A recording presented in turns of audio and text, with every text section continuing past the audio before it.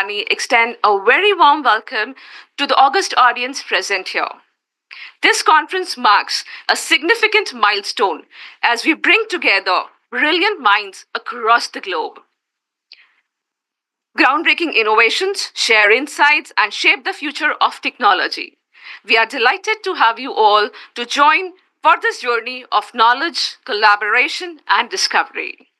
We are honored to have with us Dr. Nitish Purohit sir, Director, SGS Guest of Honor, Dr. Prabhat Ranjan sir, Vice Chancellor, D.Y. Patil International University, Keynote Speaker and Chief Guest, Sri Arunas Bhatnagar sir, Group Advisor, IST IAP IMR, Dr. Rashmi Palnikar ma'am, Associate Dean, MIT, Dr. Gopal Sakarkar sir, MIT, Dr. Nikhil Mahala sir, MIT, Dr. Keshav Patidar sir, Principal IST. This prestigious conference is a collaborative initiative by Indore Institute of Science and Technology and MIT World Peace University, Pune.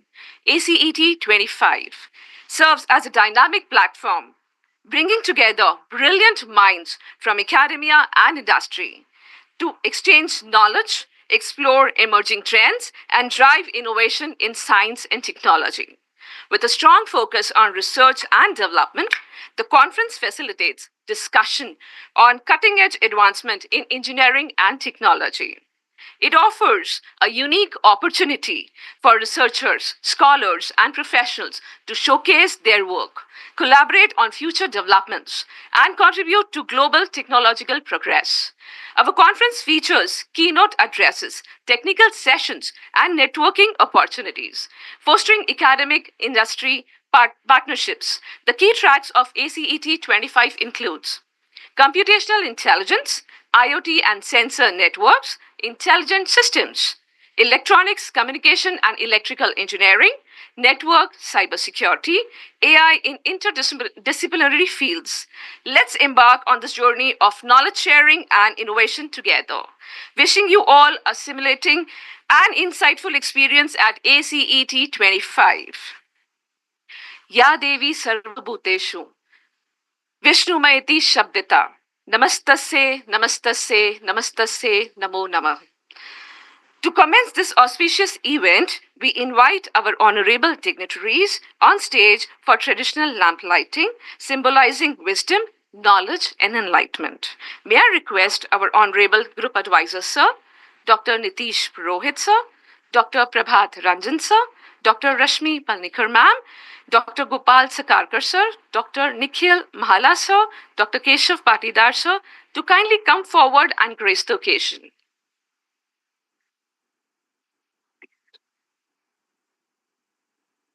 Sorry? Dr. Shubhalakshmi Joshi, ma'am.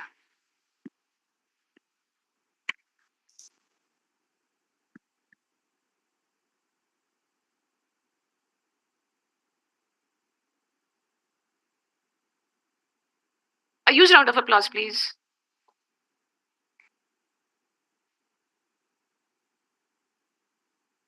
Nire gare nire sa madani dhani sa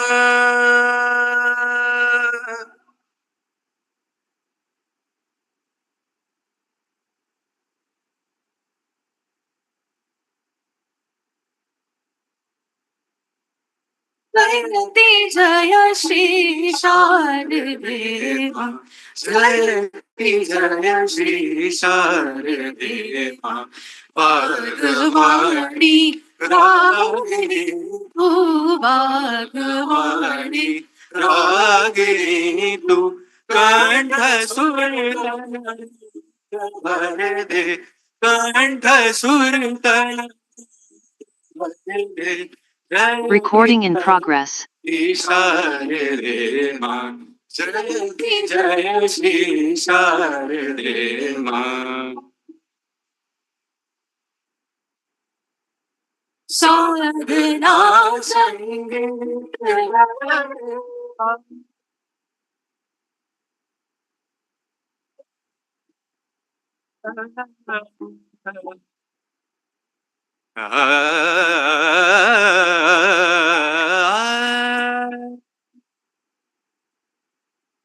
साधना संगीत लहरे वीणा पाणी प्रखर माती रे वीणा पाणी प्रखर माती रे ताल रे अनुरूप भर दे ताल रे अनुरूप भर दे भागवाणी रागिणी तू भागवाणी रागिनी तुम अंत सुर तन रंग भर दे अंत सुर तन रंग भर दे जयति जय श्री शारदे माँ राष्ट्र माता Bharti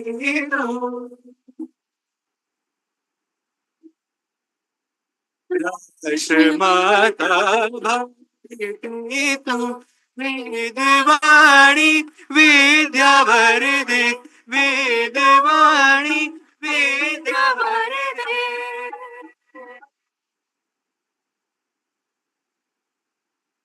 Thank you, dignitaries, for illuminating our path towards a fruitful conference.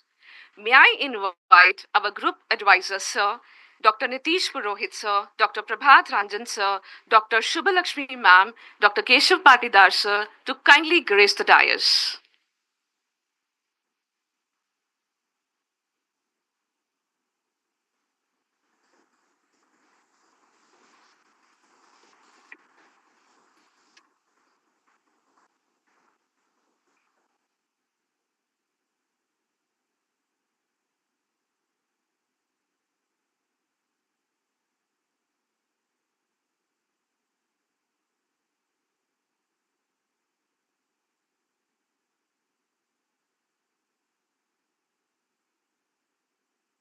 It is with great honor and immense pleasure that we extend a warm welcome to our esteemed guests.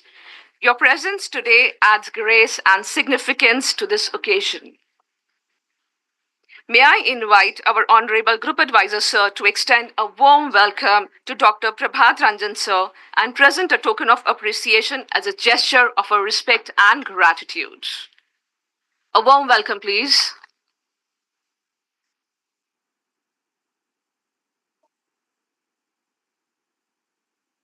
I request, sir, to present a token of remembrance to Dr. Nitish Purohit, sir.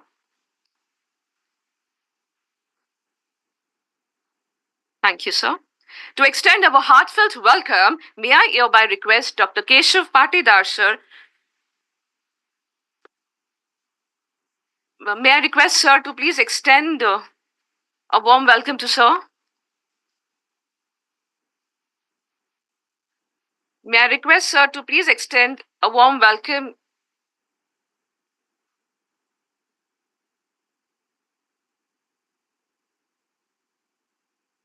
Thank you, sir. To extend our heartfelt welcome, may I hereby request Dr. Keshav Patidar, sir, to offer a gesture of gratitude to our respected guest, Dr. Shubhalakshmi, ma'am.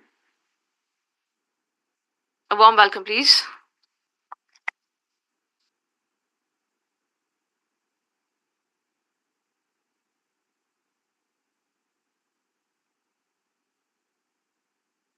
Thank you, sir.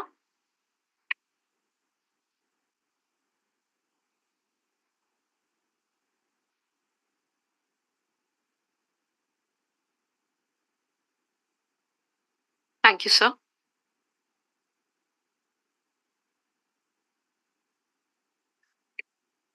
To further enrich this gathering, it is my privilege to introduce our visionary leader, Honorable Sri Arunas Bhatnagar, sir, Group Advisor of IST IIP IMR. While Sir needs no introduction, it is still my honor to share a brief about his remarkable contributions. Sri Arunas Bhatnagar, sir, the Group Advisor of Spurs Group and IST Group of Institutes, IST IP IMAR, exemplifies distinguished leadership and a profound commitment to academic excellence. With an illustrious career spanning 49 years, Sir brings a wealth of experience and expertise.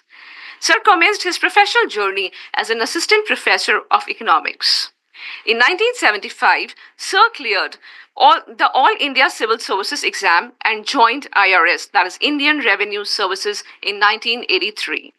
Sir has also completed varied prestigious courses from Duke University and University of Maryland. On 1st December 2017, Sir joined as a Director General of IST Group of Institutes. Under his leadership, IST has experienced unprecedented growth, with student admission increasing by over 900% since his joining, reflecting the institution's growing reputation and appeal, which has attracted students from all over the country. Under his leadership, Indore Institute of Science and Technology has achieved a prestigious NEC A+ grade, while Indore Institute of Pharmacy and Indore Institute of Management and Research both earned NEC A grades in the first cycle itself, testifying the approach for quality assurance and deliverance. Sir was sent to Australia by Government of India under UNDP program to get the first-hand exposure to Australian Taxation Department, and with that rich experience established first model range in Chennai. After superannuation from the post of Principal Commissioner of Income Tax, Sir also contributed to the corporate sector, where he superheaded business development and marketing till 2017. A fervent poet, his book Shiv Se Samvad has been well received by literary enthusiasts. Beyond his professional and literary pursuits, Sir is an avid sports enthusiast. He actively engages in playing pickleball and serves as the president of the Vikram Aditya Pickleball Association. Throughout his career, Sir has generated numerous accolades for his exemplary contributions. These include the Best Practices Award from the Ministry of Finance, Government of India, and the Captain of Industry Award from the Honorable Chief Minister of Madhya Pradesh in 2019, as well as Gems of MP Award from Cabinet Minister of Railways. Sir was also felicitated with the India's Greatest Leaders 2023-24 award, and Indore Institute of Science and Technology was felicitated with India's Greatest Brands 2023-24 award by Asia One URS Media in October 2024.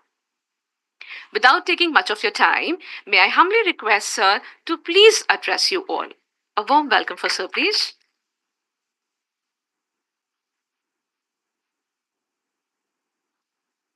Good morning, friends. Dr. Prabhat Ranjan Sir, Vice Chancellor, D.Y. Patil University. Dr. Nitesh Purohit, Director, SGITS. Dr. R.M. Chitnis, ma'am, in absence, but Dr. Milind Pandey also we welcome, just convey our warmest regards to them.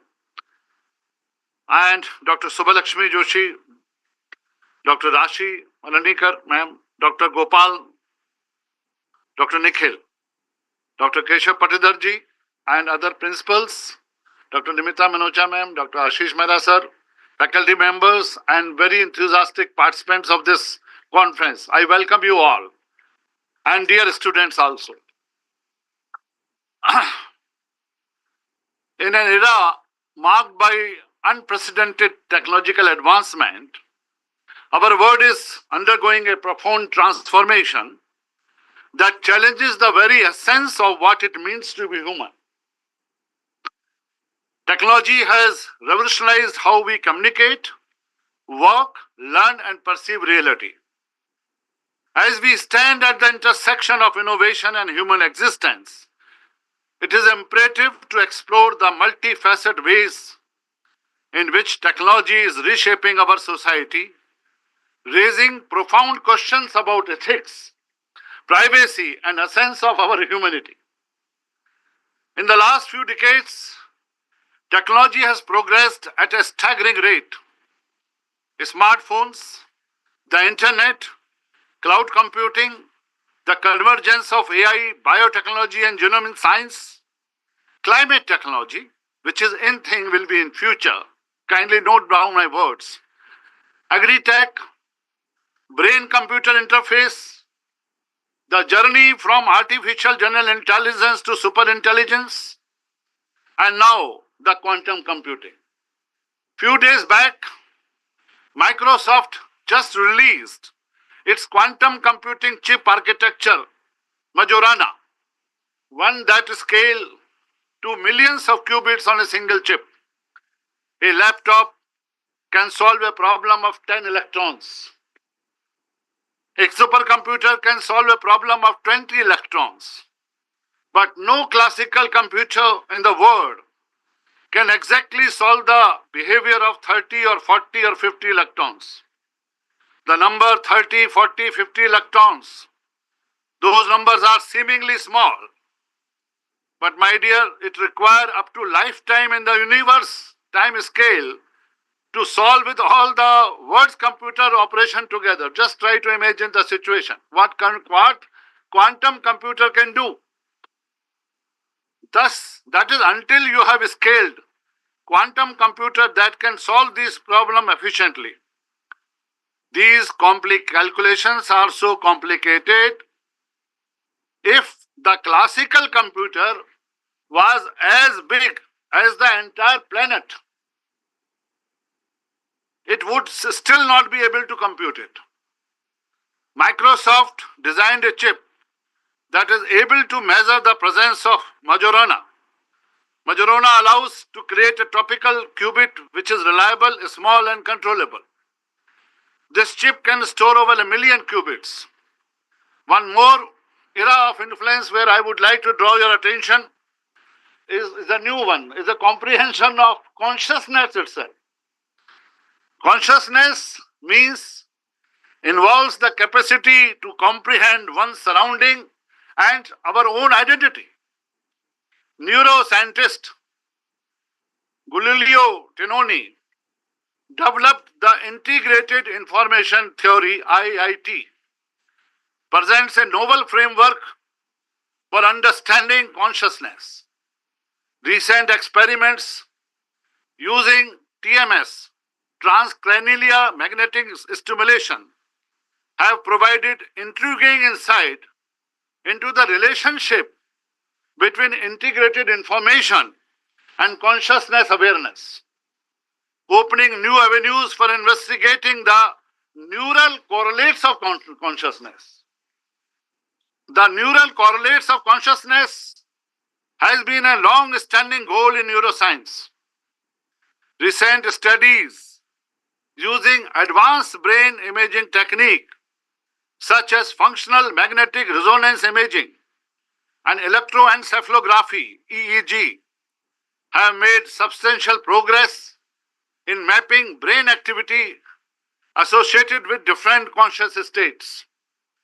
These studies have led to discovery of specific brain regions and neural patterns linked to various consciousness experiences, including perception, attention, and self-awareness. Now there is research of microbiota, which is our ऋषि मुनि कहते थे जो खाओगे वैसा ही होगा, जैसा अन्न वैसा मन. Emerging evidence suggests, ये भी कहा जाता है कि stomach is a second brain. इसको जरा नई पीढ़ी ध्यान से सुने.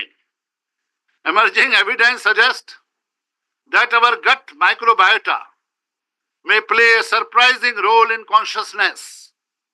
The gut-brain axis, a bidirectional communication network between gut and the brain, has been implicated in influencing mood, behavior, even cognitive process. ज़्यादा पिज़्ज़ा खाओगे तो दिमाग ठस हो जाए. Researchers have begun to investigate how the trillions of microorganisms residing in our digestive system might interact with the brain and modulate conscious experiences. I don't want to quote, and I'm not advocating vegetarianism, but सोच लीजिए बकरा मुर्गा खा के क्या feeling आ रही हो. No comments.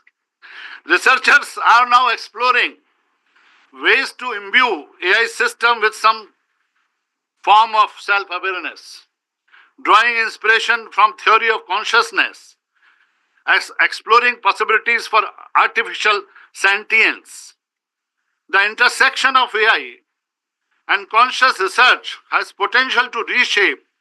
This is something very interesting, please listen. How we perceive machines and in turn redefine our understanding of what it means to be conscious. Conscious research reminds us that despite the progress made, we have only just scratched the surface of this incredible enigma that is the mind. But there is another aspect of all these advances made by cutting edge technologies. Satish sir, cutting edge technology क्या क्या खेल खिला रही है वो चलते हैं देखने.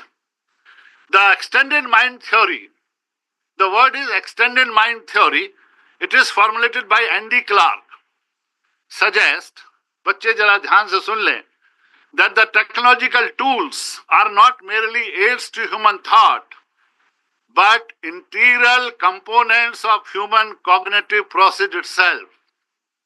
आपका mobile, smartphone, they are extended mind.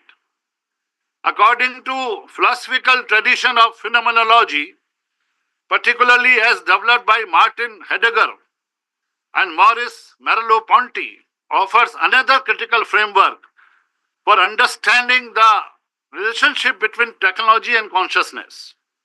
Phenomenology focuses on lived experience of individual, how they interact with the world around them. Heidegger argued that technology is not neutral, but fundamentally shapes the way humans perceive and engage with the world. A process he termed in framing technology. In today's digital world, technology through social media, it plays a significant role in shaping how people see themselves and form their identities, my young generation, including us. Self-perception is now heavily influenced by online interaction and the responses we receive in the form of likes, comments, and shares. Platforms like Facebook, Instagram, and Twitter have changed how we create and share our identities, although चाहे real हो चाहे fake. On this platform, people often present polished version of themselves. इसलिए मैं कभी कभी कहता हूँ love marriage flop हो जाती है, क्योंकि उस समय 1 घंटा का जो बेस्ट इंसान है वो 1 घंटे की बेस्ट लड़की से मिलता है. जब 23 घंटे का इंसान मिलता है तब दिक्कत आती है. पहले जमाने में कुछ एक्सपेक्टेशन ही नहीं थी. अब तो ये कहते ना कि तुम तो ऐसे नहीं थे कि तुम भी ऐसी कहा थी. On these platforms, people often polished version of themselves. Tie शाई लगा के. This crafted identity creates a kind of hyper reality, a situation where the online version of oneself can have more impact on how others see them and even how they see themselves than their real life experiences. Technology not only shapes individual cognition and identity, but also has a profound impact on social consciousness. यहाँ तक तो ठीक थी personal की बात, अब उससे आगे की बात चल गई है.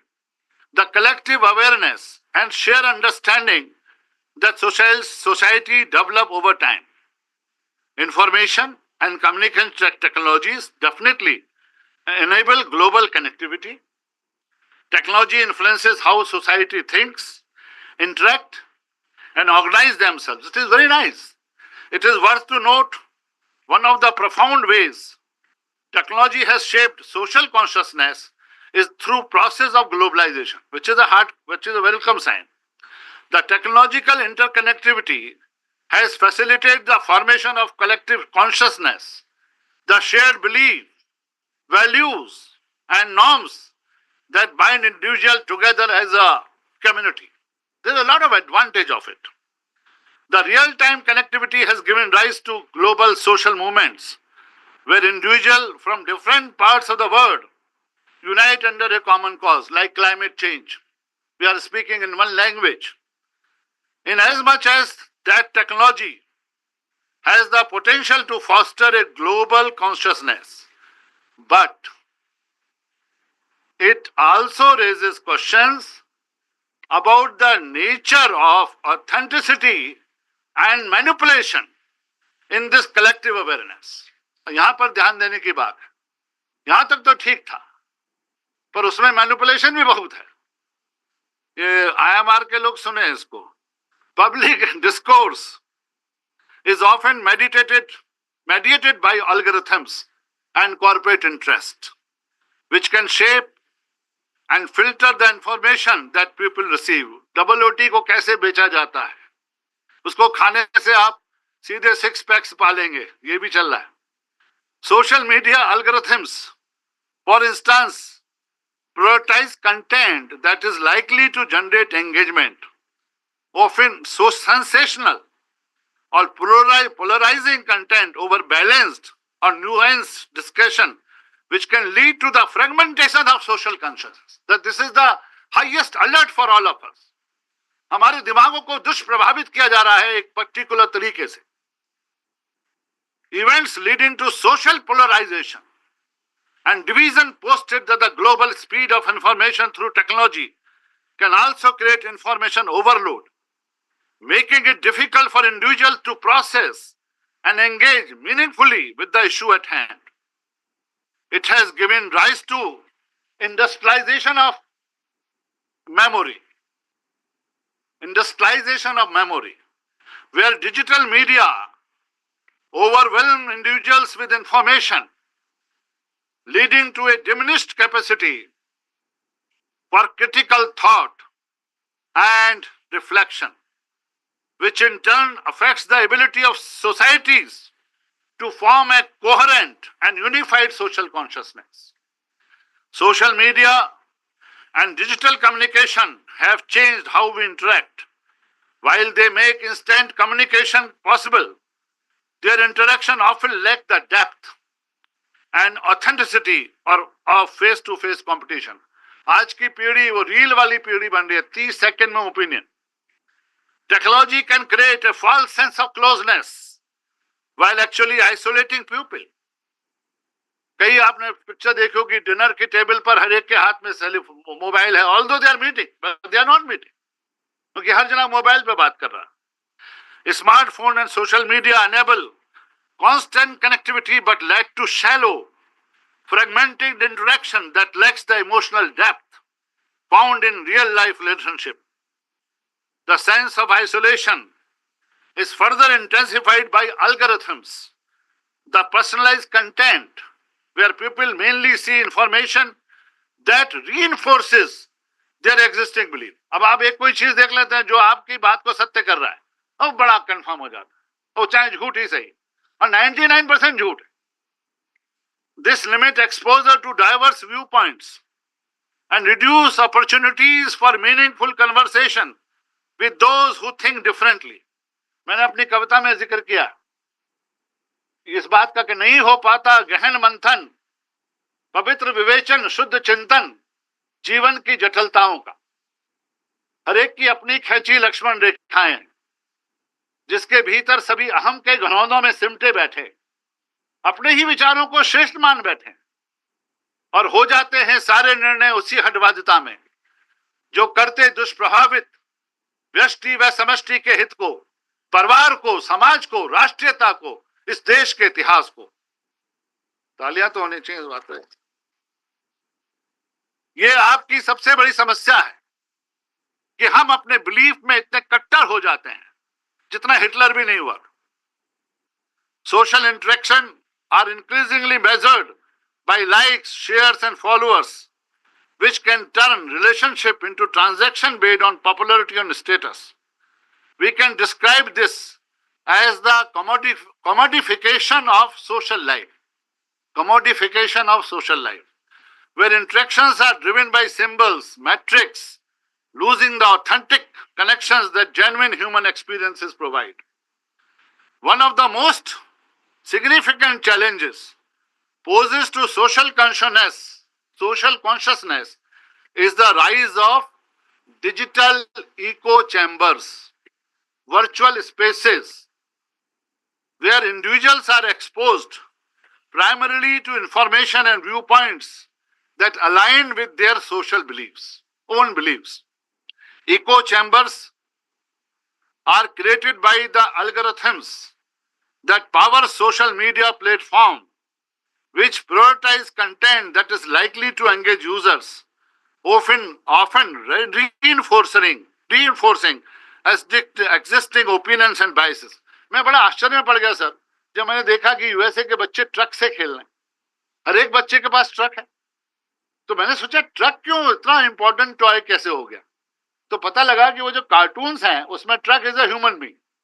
तो वही कार्टून देख रहे हैं बच्चों के पास तरह तरह के ट्रक हैं सर. तो किस तरह से माइंड को डाइल्यूट किया जा रहा है वो देखने वाली बात है. As people are exposed only to information that confirms their belief, they become less open to alternative perspective and more entrenched in their ideological positions. लड़ाइयां हो जाती हैं आजकल व्हाट्सएप ग्रुप पे. This can lead to fragmentation of social consciousness, where different groups of people inhabit vastly different realities, each with its own version of the truth. However, from a philosophical standpoint, this raises important questions about the nature of truth and objectivity in the digital age. The importance of rational dialogue in the formation of social consciousness is increasingly challenged by the rise of digital echo chambers, where dialogue is replaced by the reinforcement of existing belief. The ethics of algorithm curation also come into play. Well, algorithms are designed to maximize engagement rather than promote a diversity of perspective. Accordingly, the merging of technology with human cognition marks a significant shift how we think, remember, and process information. The consciousness, what is consciousness? Is central to identity, encapsulated in his proposition, cogito ergo sum. Cogito ergo sum. I think and therefore I am. This approach separates the thinking self from the material body, emphasizing the internal experience of consciousness as fundamental to human existence. The constant flow, कई बार बच्चे मुझसे पूछते हैं कि हम concentration नहीं कर पाते. कैसे करोगे? The constant flow of notification, emails, social media updates creates a state of perpetual distraction, makes difficult to focus on a single task from an extended period, and also a state of distracted living. Tools like neuromarketing, management के लोग जो बैठे हैं, AI driven behavioral tracking tool and data mining are designed to affect human decision making by analyzing and even influencing our preference, desire and behavior. Neuromarketing, for instance, use neuroscience insights to create advertisement that target the subconscious mind, bypassing rational thinking altogether. This raises serious concern about the loss of personal autonomy, which as argues is fundamental to human dignity and moral. And मजे की बात यह है कि most users are unaware of how algorithm systems help shapes their behavior. सबसे मजेदार बात यह है आपको पता भी नहीं पड़ रहा है कि किस तरह के आपके प्रेफरेंसेस को चेंज कर दिया गया. Surrounding technology and human consciousness, एक और बड़ी बात. Furthermore, position that one of the most profound ethical debate surrounding technology and human consciousness centers on human transhumanism. अब इसकी बात हो रही है, transhumanism की बात हो रही है. The belief that humanity can and should transcend its biological limitation through the use of technology. 2045 के बाद कोई मरेगा नहीं, लिख लीजिए, जब तक एटम बम से नहीं मरेंगे. तो हो सकता है उससे पहले. Transhumanists advocate for the enhancement of human cognition, consciousness, and even physical capabilities through technology such as brain-computer interface, artificial intelligence, and genetic engineering. This movement envisions a future where human beings can achieve superintelligence, extended lifespan, and even immortality by merging with machines. Philosophically, according to transhumanism, raises fundamental questions about the nature of human consciousness and what it means to be human. According, they argue that merging of human and machine intelligence is not only inevitable but desirable. The concept of singularity, which is very dear to me, envision a future in which artificial intelligence surpasses human intelligence, leading to the potential for super intelligent beings. According to this transaction would allow humans to overcome the limitations of biological consciousness, leading to a new era of post-human existence. There is another risk that only wealthiest, ये बड़ा एक चक्कर है, that only wealthiest and most privileged individuals will have access to these technology like BCI, genetic modification, etc. This could create a new form of inequality, both socially and economically. ये बहुत बड़ा खतरा आने वाला. As technology becomes more embedded for our, एक और बात, अब ये बहुत बड़ा हम सबको समझना है जो हमारे साथ होने वाला है.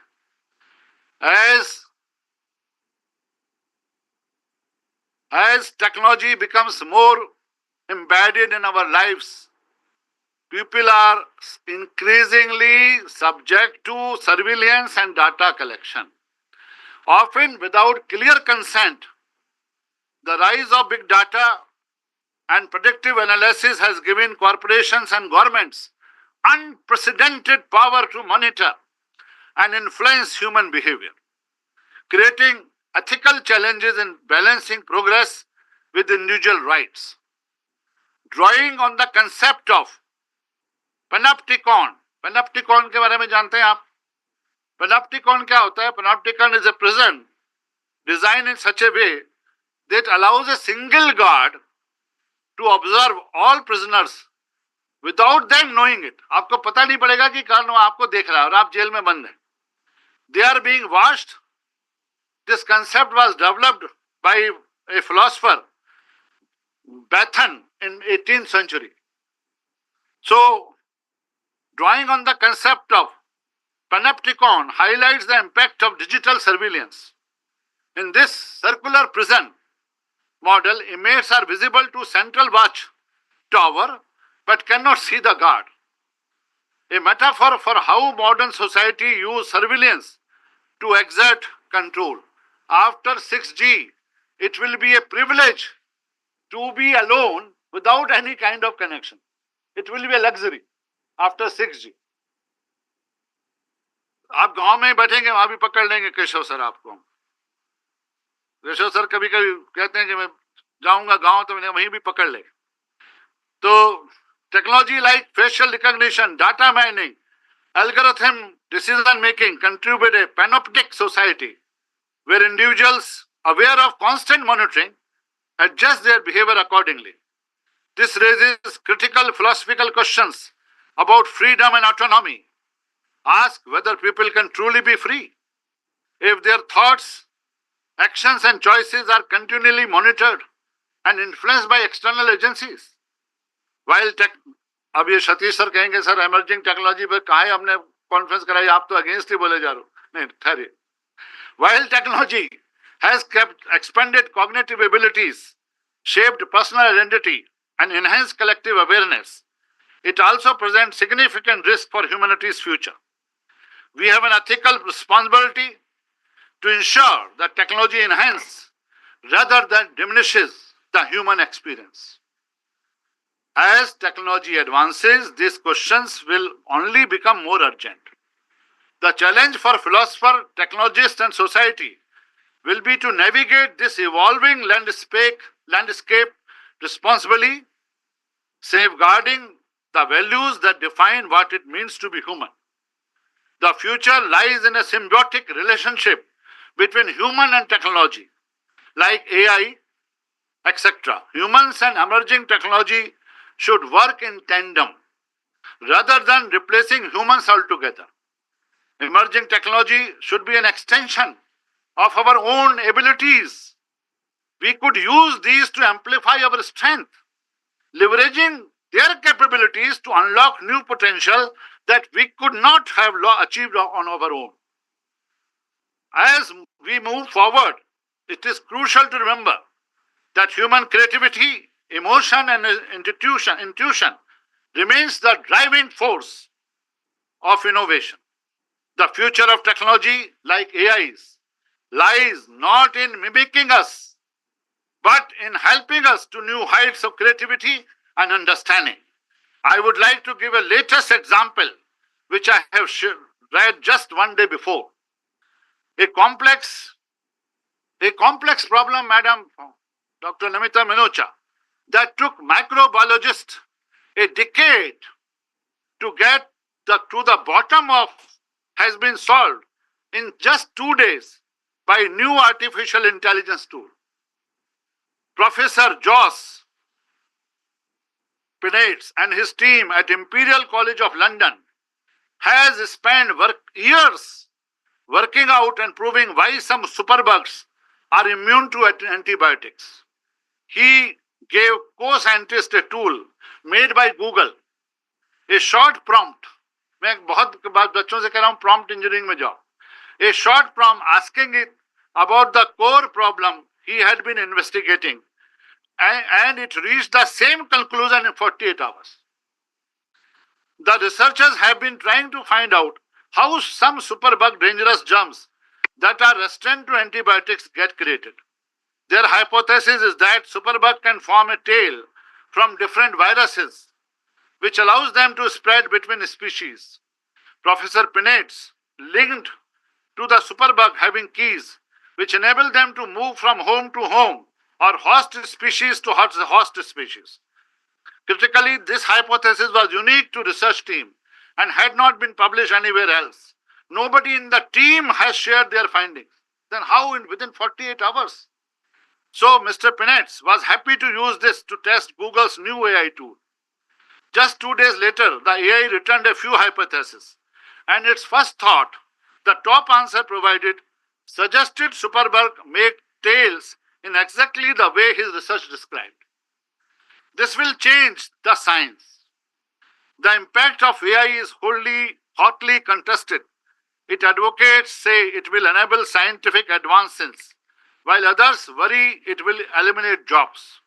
Professor Penates said beautifully he understood why fears about the impact on jobs, such as he was the first reaction people had, but added, when you think about it, it is more that you have an extremely powerful tool.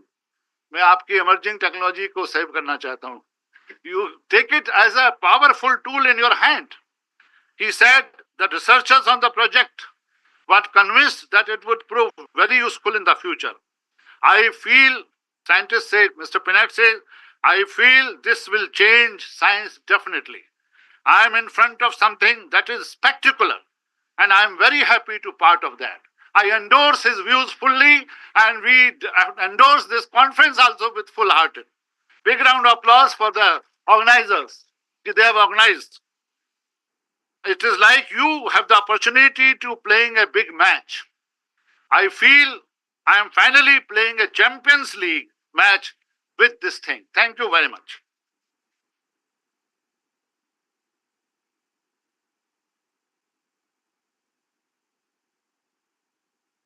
Thank you, sir. Thank you for your words of wisdom. It is indeed a privilege and an honor to welcome a distinguished personality among us today, Dr. Nitish Purohit, sir, Director, SGS ITS, our esteemed guest of honor.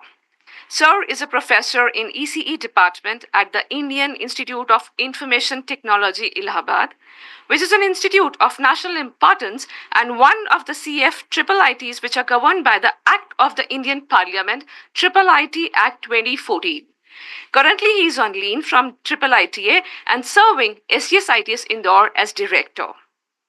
Honorable President of India has nominated Sir on the selection committees of NIT's IIEST in Engineering and Technology Group for 3 years.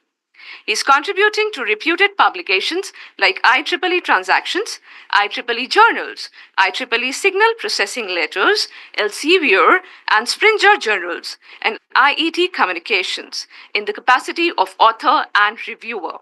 He has co-authored the book COVID War, UP Model, strategies, tactics, impact. Dr. Purohit sir has delivered more than 60 invited talks in various FDPs, conferences, workshop, Inspire camps. As principal investigator, he is contributing to many government-funded and consultancy projects, including DSTs, STI Hub, on ICT, a Viral, FAPIS, etc.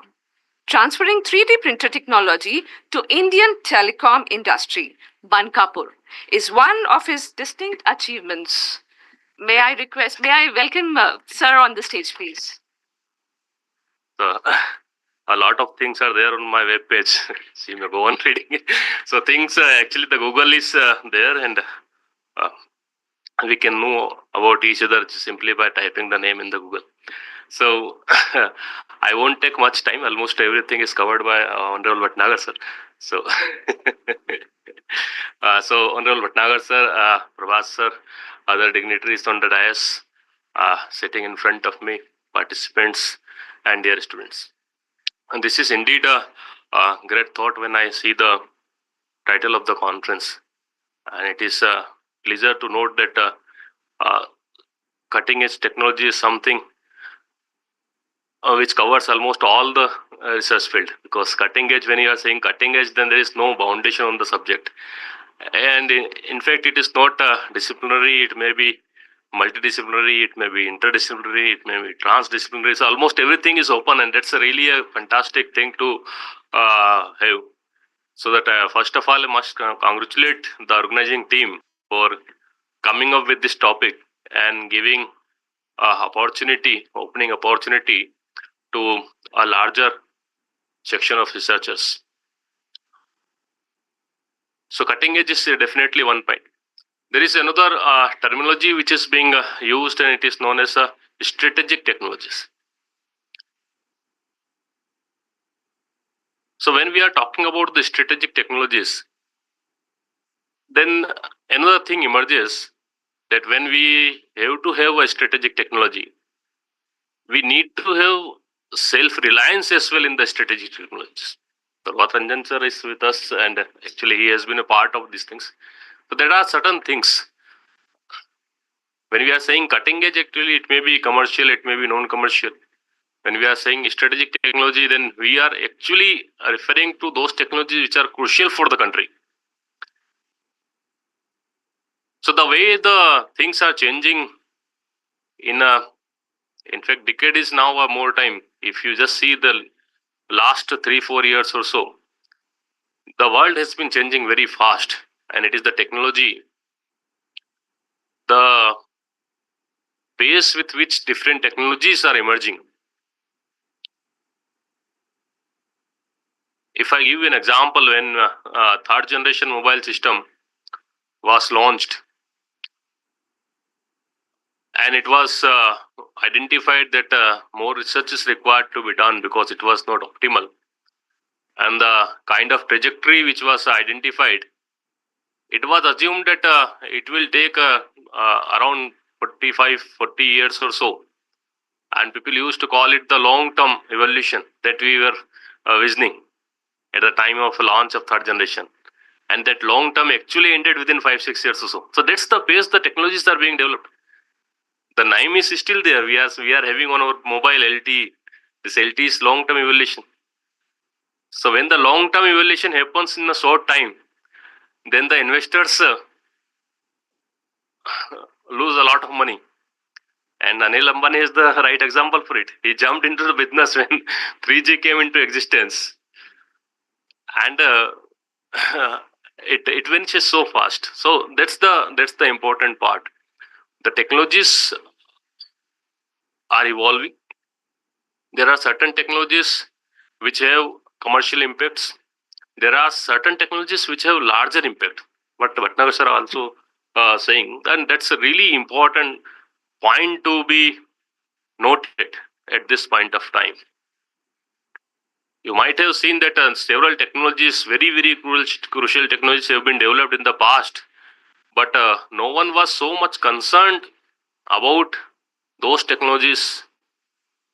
What people are showing concern about the AI. artificial intelligence. And if you just think over it, why it is happening, then you will find that it is really something on the very recently, actually, in the Paris there is a conference. Our Prime Minister had a very remarkable speech over there, and the most important point is India is. He said it that India is developing its own LLM, considering its diversity, and there are so many things, and that precisely points out where the world is going and how India is approaching to that challenge. Because whenever, or I should say that actually, when if you just see how it started at all, in 2015 when OpenAI was launched in United States of America, it was launched as a non-profit organization, and they said that they will research on AI and they will make it available for all, and that's why the name is OpenAI. They are going to deliver a platform to the entire world, and so many things they were saying. Elon Musk was one of the you can say promoter. There are a few others. In 2018, actually, he left it, and in 2019, the OpenAI became the profit-making. They said that it's a now kept for profit company, and Microsoft procured more than 49% stake of OpenAI. And just see how the things are changing. And around the same time, in 1-2 years or so, United States of America put restrictions on a lot of components, technologies, hardwares, which are supposed to be used in the development of the AI. And then in 2022, ChatGPT was launched. And if you just recently see, I guess 2nd or 3rd February, OpenAI has floated a tool in the public domain, Deep Search Agent, $200 per month for 100 queries. So that's the cost of using the AI.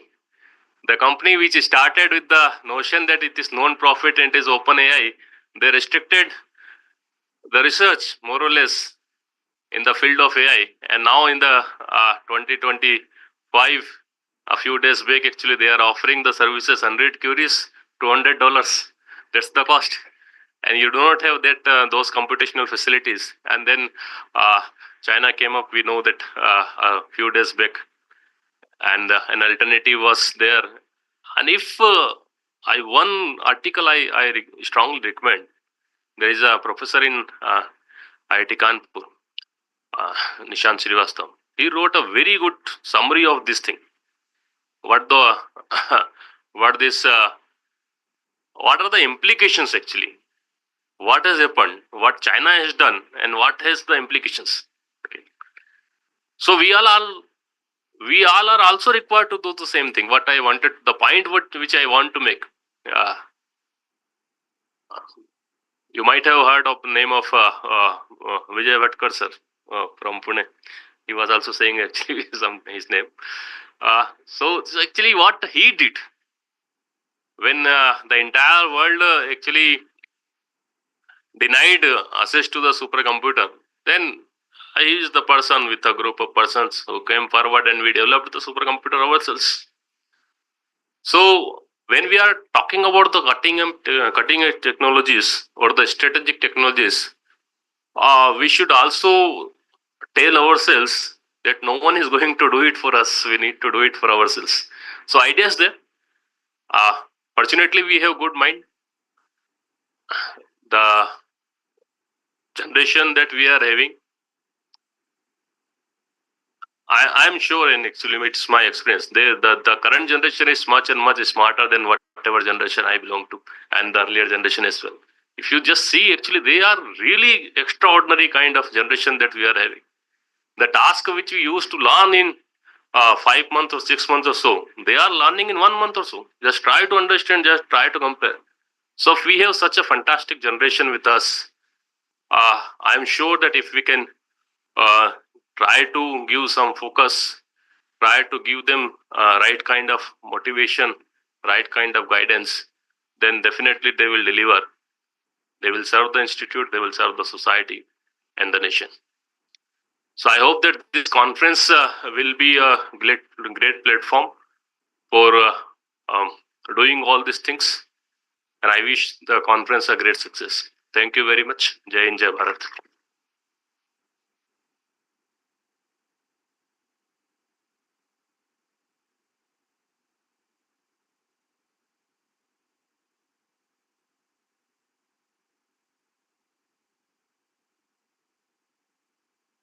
Thank you, sir. Thank you for your inspiring words.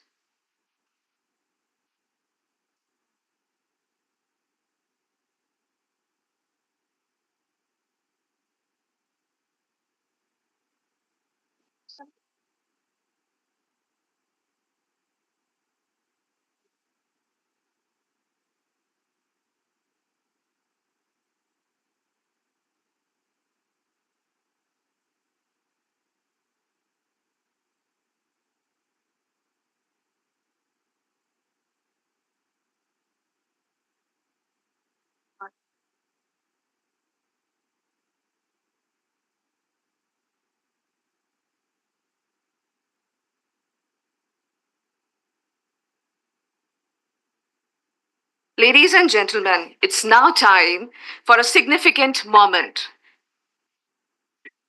We invite our esteemed dignitaries to officially unveil the proceedings of this conference, marking the beginning of an enriching journey of knowledge and collaboration. Please join me in welcoming them for unveiling. A huge round of applause, please.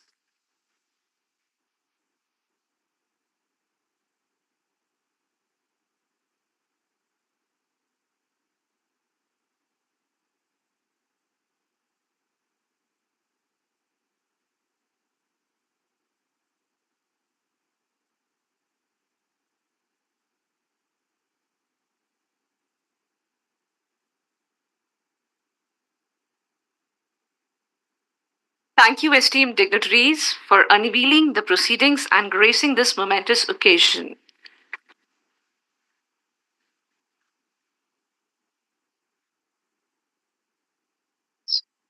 May I kindly request our dignitaries to please take their seats down the stage as we proceed with the program ahead.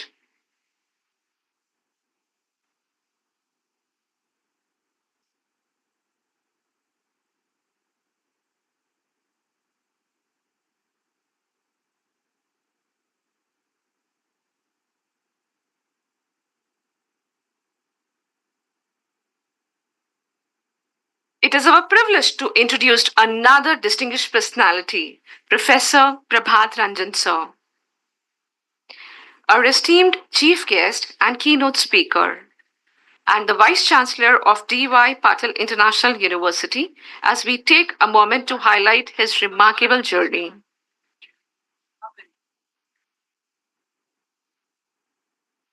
Sir is currently Vice Chancellor of D.Y. Patil International University, Pune. He is a nuclear fusion scientist, a futurist, an educator, an innovator, and a science communicator. Sir obtained his PhD from University of California, Berkeley, and did college education from IIT Kharagpur and University of Delhi after schooling from Gurukul style neighborhood school near Ranchi. After working in national labs for nearly 2 decades, in US and India on nuclear fusion, Sir served as professor at DAIICT Gandhinagar for 11 years. His remarkable innovative contributions include India's moon mission, wildlife, assistive technology, and brain computer interface. From 2013 to 2018, he was heading India's technology think tank, TIFSE Delhi, where he was responsible for many national level policy documents, including Technology Vision 2035. Sir is also an author of a chapter titled Emerging and Disruptive Technologies in a book, Strategic Challenges, India in 2030, published by HarperCollins in September 2022. Sir has been responsible for setting up new age curriculum in his university that has led to change across country. He's chairman of AICTE Idea Lab scheme to set up digital fabrication facilities across country. He's also chairman of a brain computer interface committee of Bureau of Indian Standards. He's also advisor to a global investment banker to help transfer global technology in India. Sir has received National Science Talent Search Award, IBM Faculty Innovation Grant, HP Innovate 2009 Award, Bihar Gaurav Samman 2012, and NCPEDP Emphasis Universal Design Award 2012.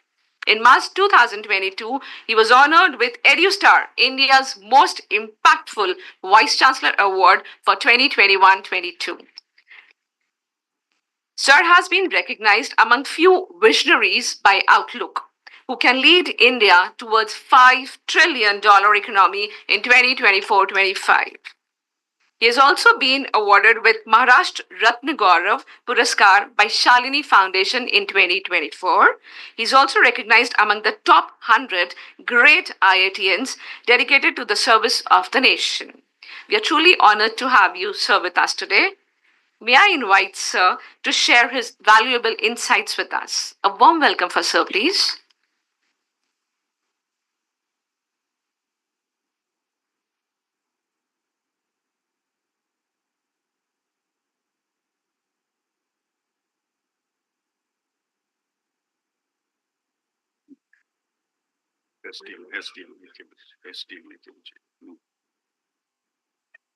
He's already connected with other peoples.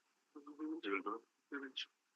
This is previous and sir call लगा इसका ये चाहिए होगा तो वो लगा दिया मैंने उसमें सर आप यहाँ से ले सकते हो वहाँ पे दिखने लगे अच्छा ऐसा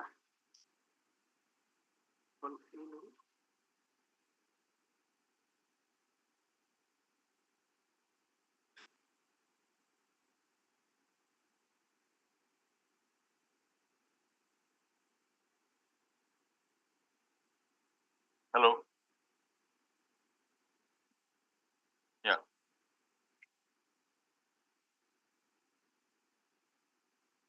hello. Good morning to all of you. So as Anchor was talking about some of the technology areas and Dr. Bhatnagar was talking about many areas, some things come to my mind. One area was mentioned about sensor network. And I'm one of the pioneers of sensor network in this country. Around 2003, I have the first paper. I was invited to go to in Australia in 2008, in Sydney, to give a plenary talk on sensor network. And that was the day I met Dr. Bhatnagar. His daughter was getting married to a relative of mine in Calcutta. I was traveling to Sydney, and thus I attended the marriage. Of course, that time we didn't have much time to interact. After that, we have been interacting on the phone and so on. It's the first time I'm meeting him after that. And luckily, I'd gone to Sydney just recently after that 2008 visit. So linkage is there. He talked about brain-computer interface. I'm also pioneer of brain-computer interface in this country. When Anchor was talking about brilliant mind, I'm not a brilliant mind. I'm a pagal mind. Okay. Because you can do, only pagal can do things which are not being done by others because they think in a very different world. They live in their own world. Okay. And there is a very, there's a gentleman, Dr. Bhatkar's name was taken.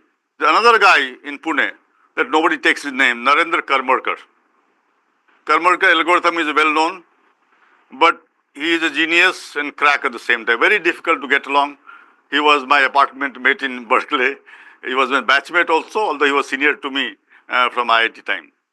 So right now, there's a lot of things happening, as Bhatnagar Sahab said, when you do a lot of details. I'm going to show you certain examples. Mine will be slightly different, not so philosophical, like what Bhatnagar Sahab said. I'm going to be more practical. As was mentioned, I was heading India's technology think tank, TIFAC, in Delhi. Our task was to prepare the country for upcoming technologies.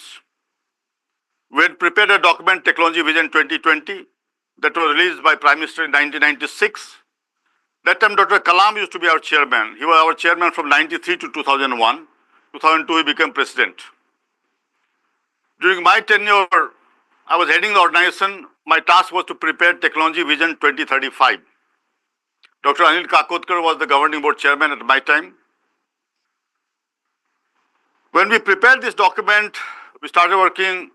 The work started a little earlier before even I joined. But after I joined, things changed quite a bit. I've written a blog on this. on a blog site what happened behind the scene. So I'm not going to those details.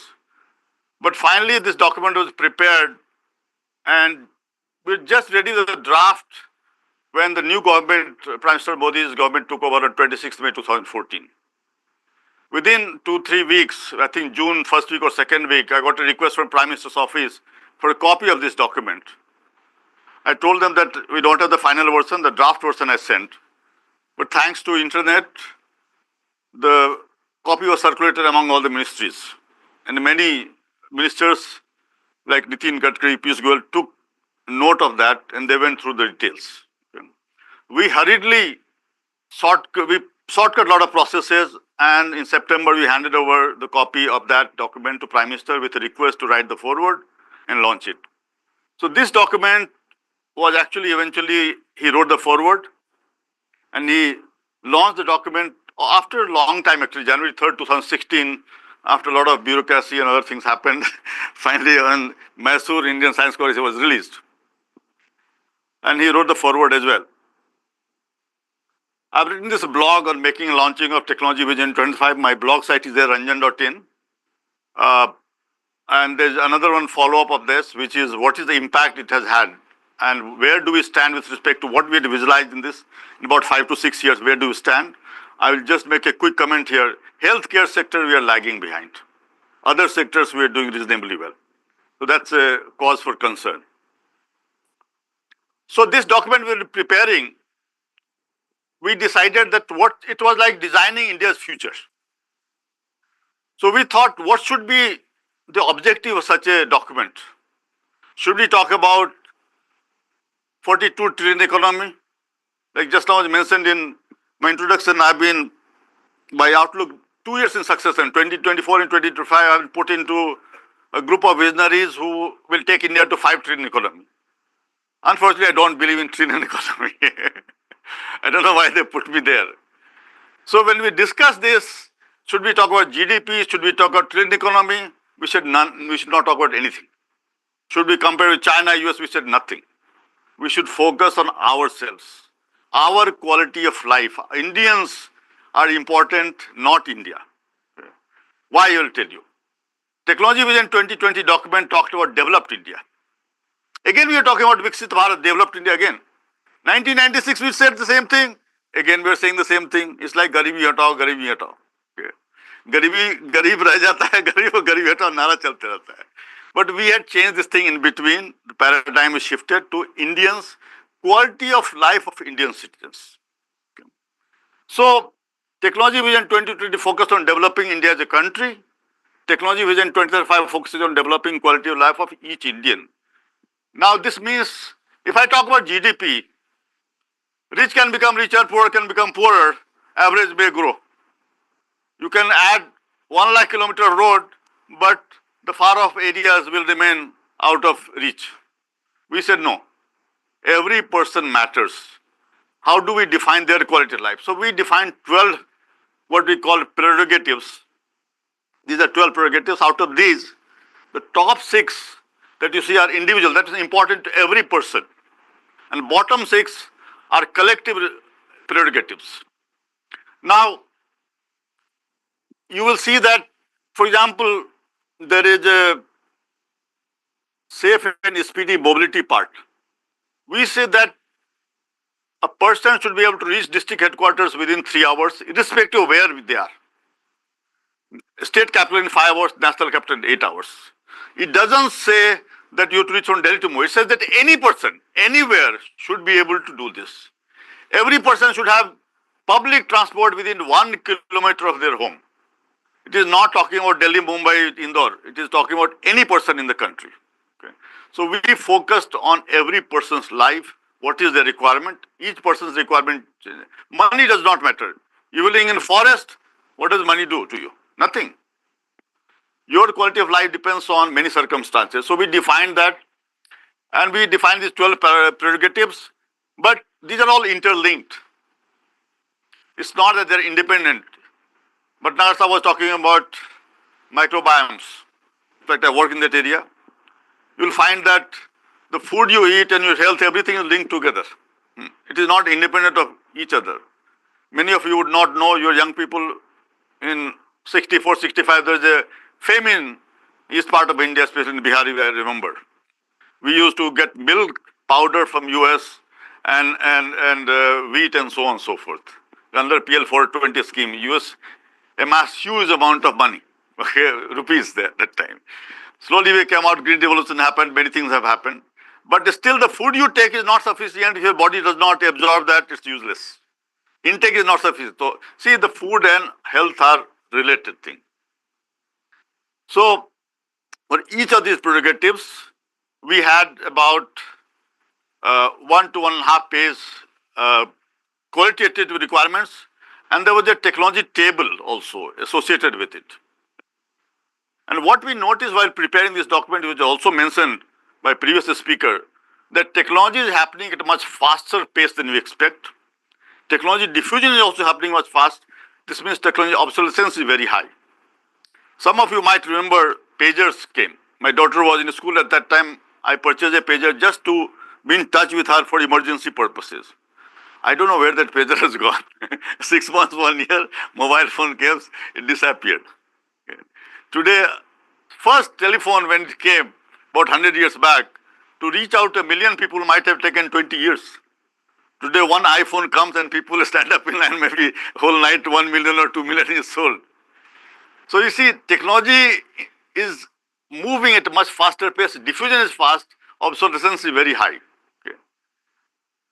Now, this also has a very big impact on education itself. I'll come to that point later on, because our education system was very, very rigid. Slowly, we are opening up. Now, in this document, one of the prerogatives was related to education. I just want to read, I'll leave out all the other ones, because it's important for, we are in education segment here. We talked about to achieve 100% literacy, including operating knowledge of devices, instruments, and machine. So simply reading, writing was not sufficient. Being able to operate digital system was important. This was visualized in 2013. In COVID time, it became very apparent. If you're not able to operate digital devices or you don't have access to that, you're gone. A lot of people, 50% people did not have proper access to internet. Laptops or mobile phones were not available. In fact, I personally went around trying to buy in COVID period, anything I can get, any camera, webcam I can get. It was so difficult at that time. Everybody is trying to buy in the whole country. So this we had made it that every child should be able to have access to digital technology. They should be able to comfort with that. We had also talked about there should be no school dropouts. We had talked about delivery of language neutral content. That means as a child, my mother tongue, learning in my mother tongue or the language in which I'm comfortable is the most important part. Because typically now we have seen a growth of English medium schools. The child does not speak English in home. So he's learning language rather than the subject. I studied in a Hindi medium school, very pure Hindi. I was in Gurukul style school. My language was, by the way, very poor. But learning was much better. You're learning the subject, not the language. When you teach in a foreign language or alien language, you're learning the language, not the subject. So, unfortunately, we are still following the slave mentality. And I'll just give you a little example. When Britain was colony of France, after it became independent of 200 years, British children kept studying in French schools for more than 200 years. For them to come out of that took so much time. French used to say that English is uncouth language, uncivilized, and so on. And now same English is considered top. And now English, of course, we require for global communication. But child early stage, and this is what also said in NEP, early stage education should be in the language of the child in which he or she is comfortable. Okay. So we focused on that, but then content should be available. And that's why we said that on touch of a button you should have this available. I'll not go into more details of this. Learning institution will be virtual, meta, and open character. This is what we visualized. And now it's actually going to happen. Okay. We are going to see stopping these lectures. All the students here must be bored of lectures today because they are more comfortable looking at their mobile phones and laptops and so on, because they think they can get more information outside. Things are changing so fast. Faculty board is not able to keep up with those. We visualized 12 years back that in learning institution will be virtual, meta, or open character. technology-based continuous and broad-based evolution covering talent, skills, and knowledge, access to second careers and lifelong learning. Now, the only thing I emphasize in my university is that learning to learn is the most important learning. Learning to learn is most important learning because things are changing so fast. When you take admission first year, by the time you graduate, things would have changed. So you have to learn continuously. Your career has to undergo transformation. Something was being talked about, that India IT sector came and so on and so forth. AI has come now. But in our lifetime, forget about lifetime now, 3-4 years, you see so many changes happening. And I will tell you about my own life as I come along. The role of teachers is changing. This is very, very important. Very, very important. We used to think that teacher is going to stand on a stage like this, give sermons, and everybody is going to take note. It's all gone. Teacher is no longer the only source of knowledge. Source of knowledge is multiple. That's why students are not interested in listening to the teacher unless the teacher is able to keep up with the latest. It's not simply possible. By the time you make the presentation or the lecture notes, things have changed. Simply not possible. So what is the role of teacher now? The role of teacher is more of a navigator and pathfinder, counselor, and confidant. That means role of teacher changed from sage on the stage, like I'm standing, to guide on the side. That means they are no longer the knowledge giver. Their role is very, very different. They are standing by the side of the students. This is a major change that we must realize. Now, for each of the prerogatives, like this was one of set of prerogatives related to education, we prepared a technology table. A technology table has 4 columns. You see the leftmost column was technology which is ready to deploy. That means technology which is well developed, available within the country, outside the country. Maybe some parts of countries are being used, other parts is not being used. That means it can be very readily deployed, it's ready to deploy. The second column was technology which needs to go from lab to field. This is the weakness of India.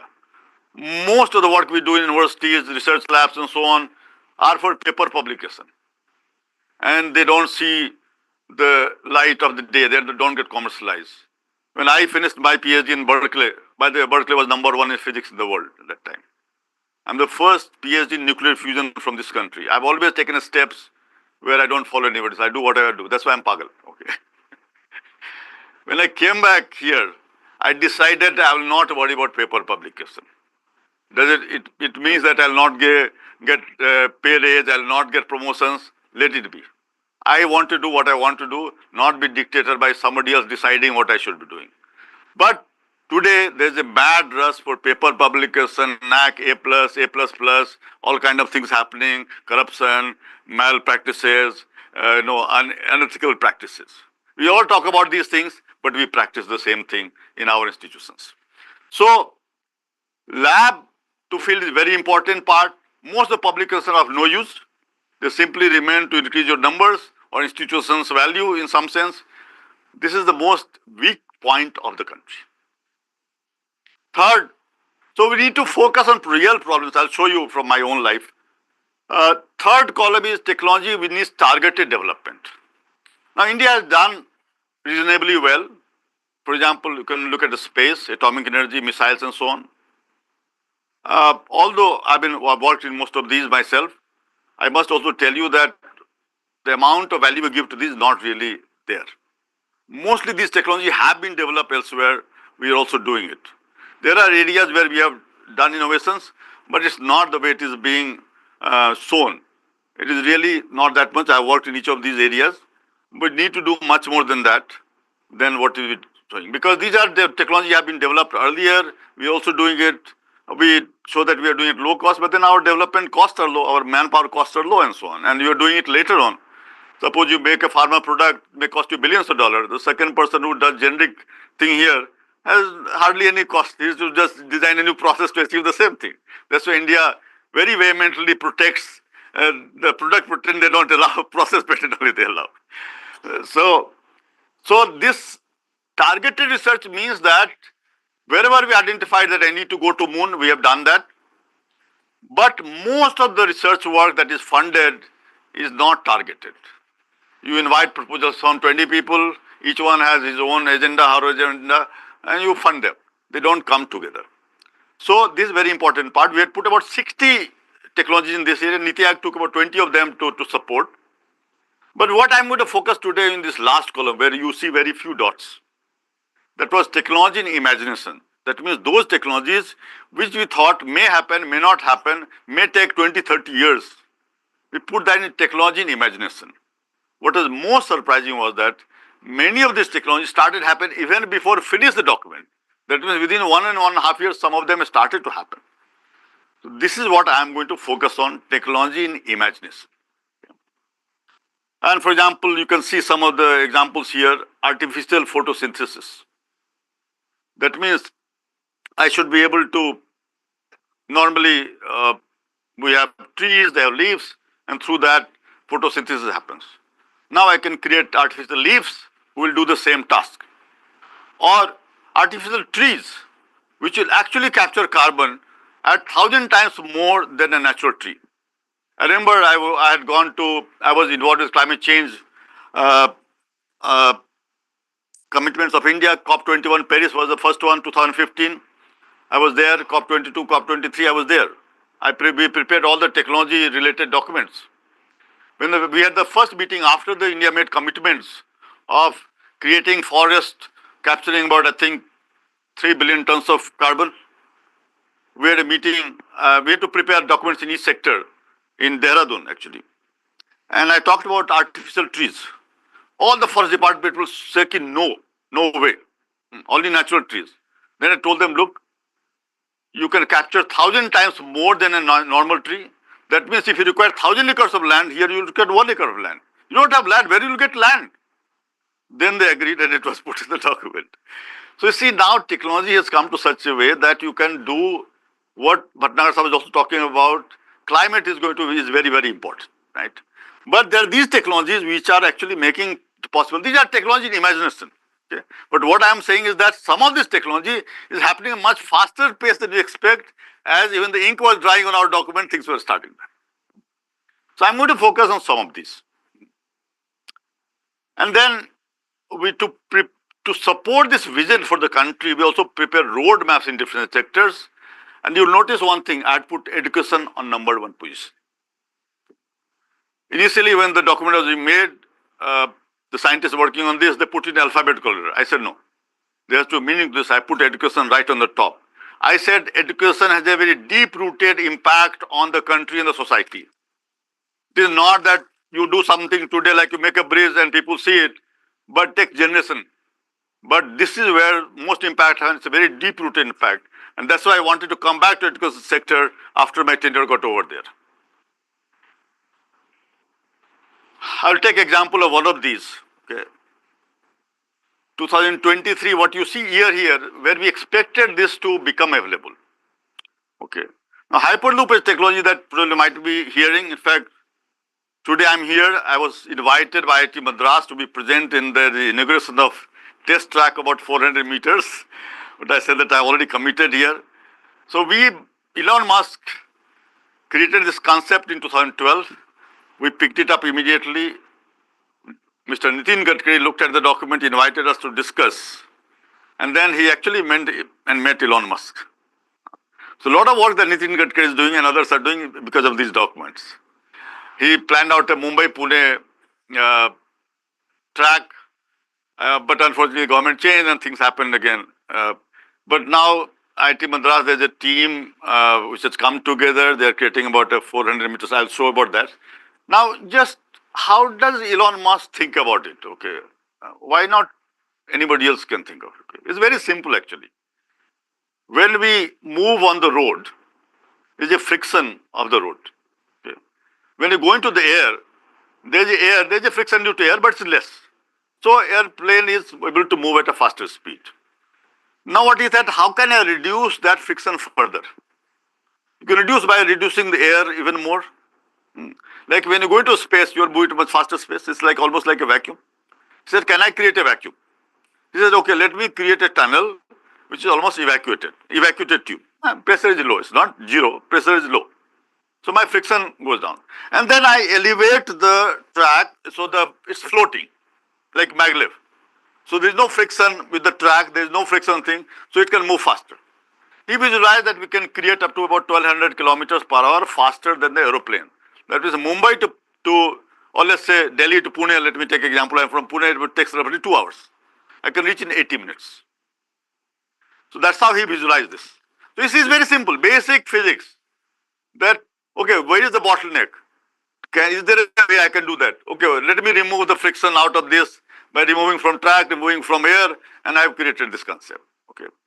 Now, Hyperloop, as I was mentioning that IT Madras, just in fact, is going on today also.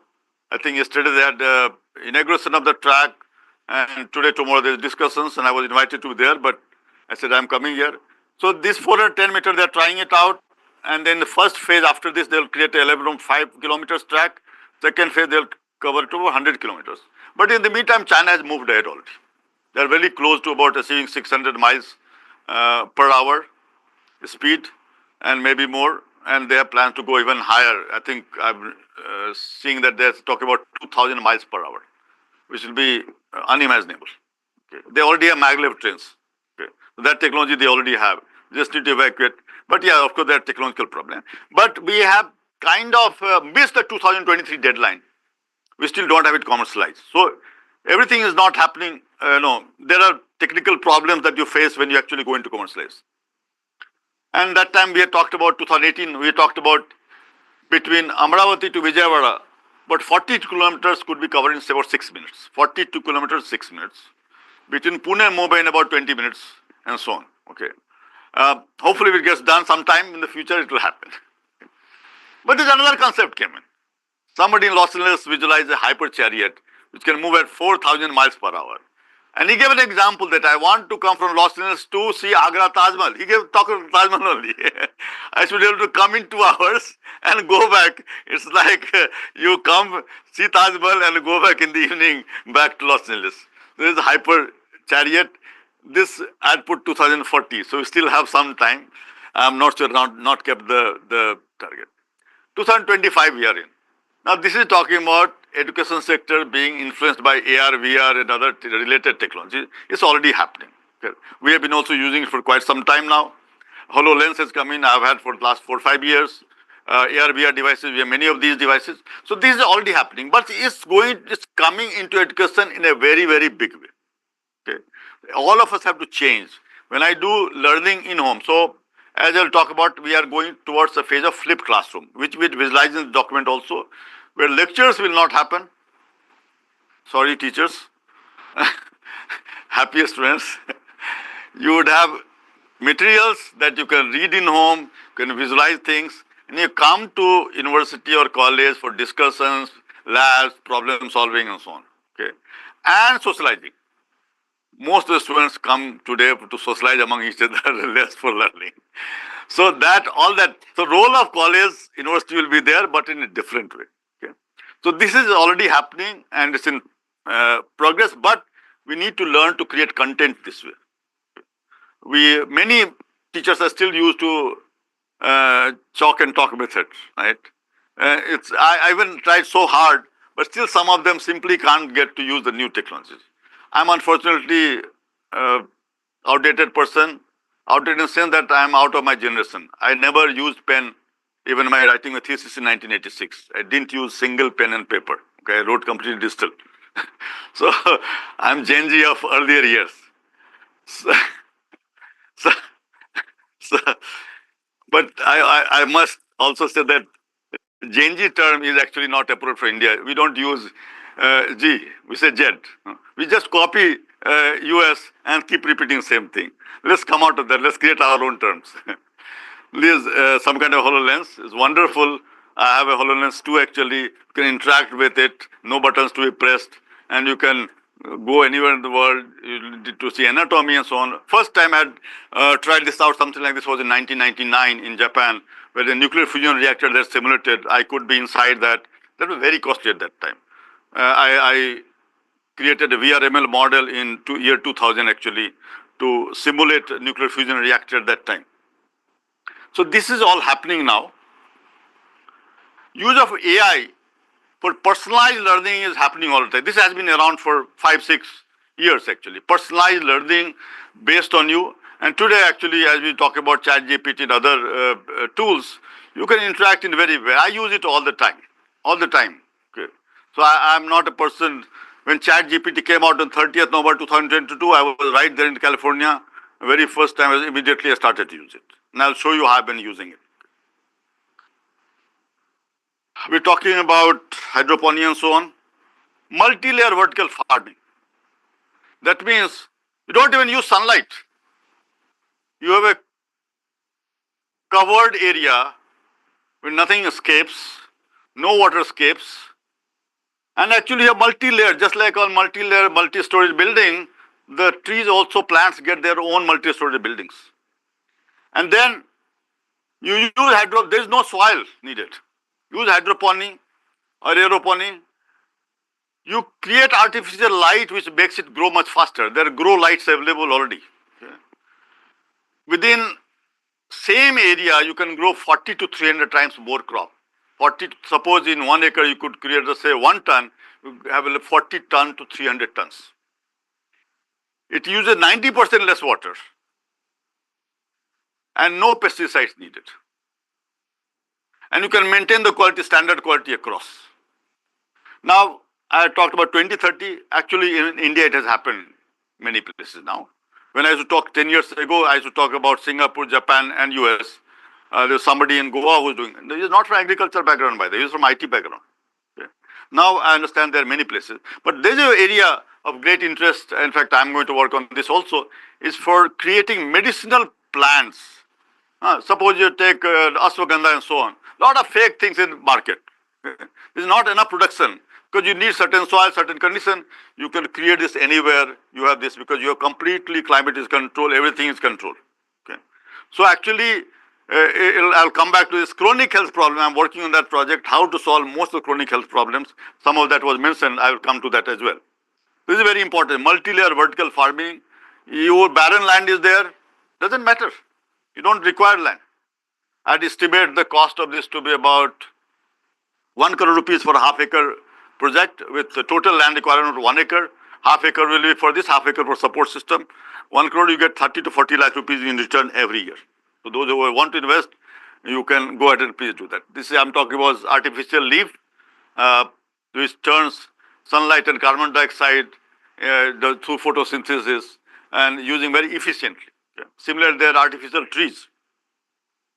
I've talked about 2035, this has already happened actually. Meat without animal. Okay. Some of you are vegetarian, some of you are non-vegetarian. How many of you are vegetarian? Okay, very large population. All right. My question is that how do you define non-vegetarian versus vegetarian? Is it the process or is it the product? I'll tell you. Suppose like when we make a medicine, there is a product, that's the medicine. And there is a process by which you make it. Okay. And India, what it does, it finds another process, avoids the patent issues, and gets very low cost because there's a thing. So suppose same meat I produced without harming animal. Okay. I had same product, identical products, my process is different. Will it be non-vegetarian or non-vegetarian? What defines vegetarian, non-vegetarian? Is it the process or is it the product? Any answers? Process, right? But it's our sentiment. No, those who are vegetarian all think meat means no. Okay. But it's the process defines. If you're not harming the animal, is it non-veg? No. We require protein. All of us require protein. So if I can create meat without harming animal, everybody should be able to eat it. India is a country which a lot of vegetarian, and I could see in this hall itself, probably 60% are vegetarian or maybe more even. Now you think, is it possible? It's already been done. 2022, it is right actually. Milk without cow, egg without hen, meat without animal. All done. Okay. One of my friends in US, Umavaleti from India itself, from Andhra, he has a lab. 2018, I had visited his lab in Berkeley, and then same year, I think, 2018, June 20th, we met Menka Gandhi because I had organized a session on this in Delhi on 10th February 2018. So what has happened? So cellular agriculture, you take a cell is not life. Take a cell and grow in the lab and create the same thing without harming animal. Okay. So In Singapore, it's already been launched 2022. Israel, it's been done. And US, he's also got FDA approval. I visited him in 2018. He was almost ready with the prototype so on. I didn't get a chance to test. It was very costly at that time, but now costs have come down. India can become a major manufacturing center for this. In fact, we have been discussing this. So this is meet with our cellular agriculture is called. So it's agriculture through cell culture. This now many of you are familiar. This I'm talking about. I've been promoting this for last 10 years. In fact, to 10th February 2014, I had organized an exhibition in Delhi. And since then, I've been promoting this technology. I'll come back to this. 3D printing is revolutionizing classroom in ways that we don't understand. Okay. I'm chairman of a committee. I'll talk about this. I was also there of ACET Idea Lab committee. Through this, about 107 centers we set up in first phase. Now 300 more we have announced. Now, so it's spreading across the country. But it's only for engineering. But actually, it's not really for engineering. You can do for anything. You can do for archaeology, you can do for history, you can do geography, cooking, whatever it is. I've been talking to UGC and so on that please allow us to bring this in curriculum. They're not responding. So I've been saying that it should go beyond engineering discipline. It's not. But actually, it's affecting everything. In my university, I have more than 70 3D printers. Okay, and it's growing. It doesn't cost much. Cost 15,000 rupees. The lowest one is 15,000 rupees. My grandson from age of 5 has been using 3D printer. I've gifted him a 3D printer on his birthday, 5th birthday. So it's very easy to use. Instead of buying iPhone, please buy 3D printers. For ladies, you can make your ornaments, customized ornaments as you like. You know, your dress, suppose she's wearing blue dress, I want a matching jewelry. You can create within hours your jewelry which nobody has. Because you know, when you go to party, you don't want to be seen in same dress and same jewelry twice, right? So you want to create your unique thing. You can create your own. And it's also very good for women who want to work from home actually, because we typically do give training, stitching and so on. Using this actually, you give the design, it's doing its job. You do your other work. And you can have one machine, you can have 20 machines, 30 machines. These are called 3D printer farms. It will do your job. You don't have to waste time on this. You will do all your other work.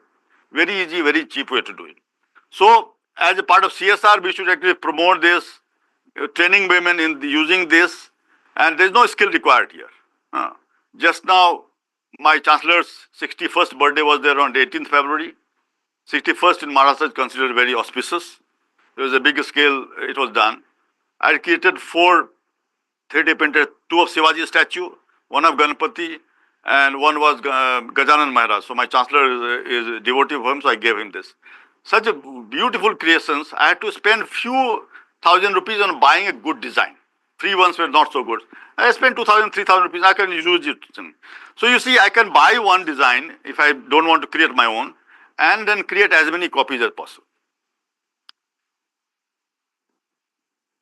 Bone and cartilage. You can create using 3D printing, bone and cartilage. In fact, it was already used, and these are old news actually. But this is very important. Okay. Many of you might have had fractures. Younger days, it doesn't matter too much. As you get elderly, it becomes very, very difficult. Now, what do we do when we have a fracture? You put a cast, very heavy cast. There's no air going through. You can't do anything. It will itching. There's nothing, very uncomfortable feel. But this one, now you can 3D printing, you can create a cast. It's a designer. And you can create as per your design, as your color.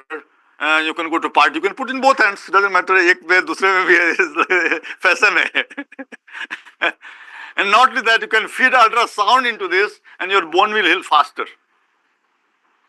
So all of you can start a startup using this. This is already come into market. I've been talking about the last 10 years. Actually, so you see now, and actually we've done this. You can create, make it more dense. Suppose I need to provide support at a particular point, I can create more dense. So basically we scan the hand, take the data and feed into system, and you can create a customized thing for the person that is required. Even we create simple things, sometimes minor hair cracks are there, we provide support system, we make it our university also. 3D printed kidney cells and so on is already being done. We are almost getting ready to create entire human organ for transplant. Heart and blood vessels are being created. organs for human transplant are being grown inside sheep and pigs. So you grow organs inside sheep and pigs and then transplant into human beings. So transplant is very, very difficult because donors are not available. There's a huge wait list. So I can grow into another animal like a sheep and pig which are compatible and transfer that organ into human beings. Okay? This is already being done. These are some examples. Somebody in India had done this 27 years or maybe even earlier. This is old news. 27 years ago. He was haunted and he was almost thrown out of his job. Somebody in Assam. He did it in 1997. And then he was arrested because he did exactly the same thing, organ transplant from an animal to a human being to save the life. But he was haunted. He was almost thrown out of this thing. Okay. Artificial womb. A baby sheep was transplanted into the artificial womb. So it grew inside that. So that means now human babies can also be done. Okay. Human sperm grown inside a lab for the first time. This is 2016 news, guys. These are all very old news. Human sperm, eggs. Now, does it mean that you can produce babies in the test tube without any human involvement? That's what we are coming to. That means I can have sperm, egg, and create a baby inside this. Our whole human species transforms completely. We can create identical human beings in the lab. I want 1 million army. I exactly create the character I want for that. I don't need to do all these tests and so on. But Nagar was talking about consciousness. This is a movie scene, Ex Machina, where this robot develops consciousness. And that's the whole movie is all about. So in 2015, I had organized a discussion in Delhi on 10th February 2015, Future of Brain, a race between mind and machine. It's there on YouTube. You can see a very good discussion. Consciousness was one thing that we have covered. So I gave a talk, initial talk, and there were 4 experts, one coming from biology background, from National Brain Research Center, one from neuroscience, Dr. M. Goridi was Vice Chancellor of Nibans, one from Cognitive Science, Allahabad University, Head of Department, and one is a Buddhist expert, Director of Tibet House in Delhi, Dorji Damdul, Geshela Dorji Damdul. Each of these is a very, very interesting talk, and how Dorji Damdul brings the spiritual part of it, and how he talks about consciousness, and how he says that when we are dying, dead, it's not really dead. Okay.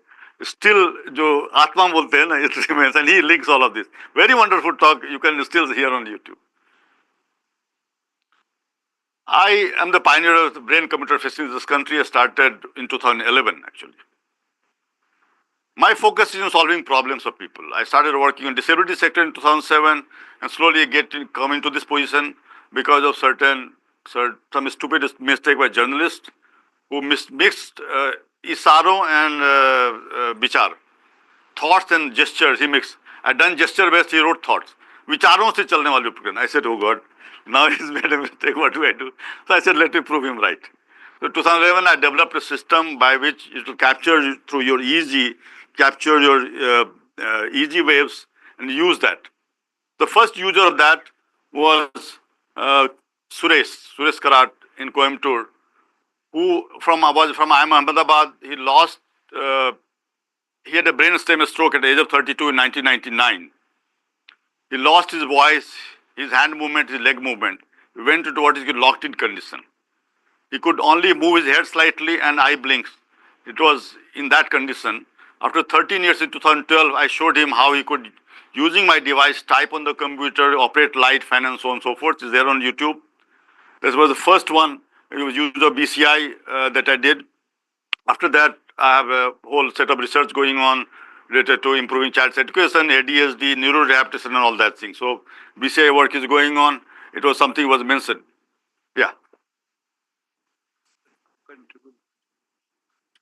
कितना time हमारे पास है? ये 5 minute 10 minute. हाँ, तो क्या करें? Break कर लें. अच्छा ठीक है. मैं just I'll just stop at a logical point. So in that discussion in 2015 on future of brain, I had talked about adding memory to our brain by 2018. Just like pen drive, I can add a pen drive to my brain and I can learn subjects. Teachers are not needed. Okay. Actually, it happened in 2018. For the first time ever, scientists boosted human memory with a brain implant. Similarly, mixing of machines and body happened in 2005. I will stop this one. This is a very interesting one. I'll come to this later on because they want me to take a break because the press is waiting. So I'll come back to you. Don't go away. But since press is in, they want to go here, we'll have a little 5 minutes break for press conference. Be here again because we have a visionary and who is creating history in the field of artificial intelligence and BCI. We would like to hear him more and more and more. Our appetite is quite deep. So just since 5 minutes, just allow me to have a press conference.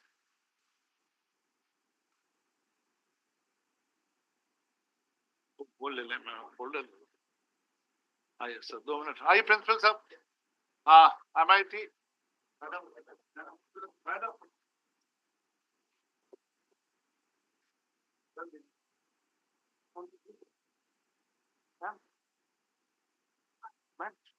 Ma'am कितनी chairs लगाई कितनी chairs लगाई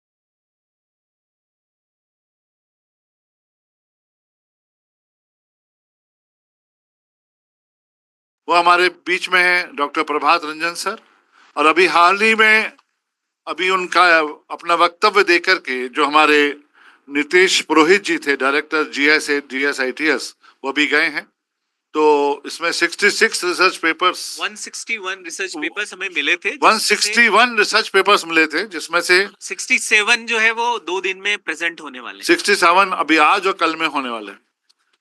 तो जैसे कि principal sir ने बताया कि हर 6 महीने में आज सीएस के फील्ड में, इलेक्ट्रॉनिक्स के फील्ड में टेक्नोलॉजी बदल रही है। तो हम एक बहुत डायनेमिक वर्ल्ड में हैं।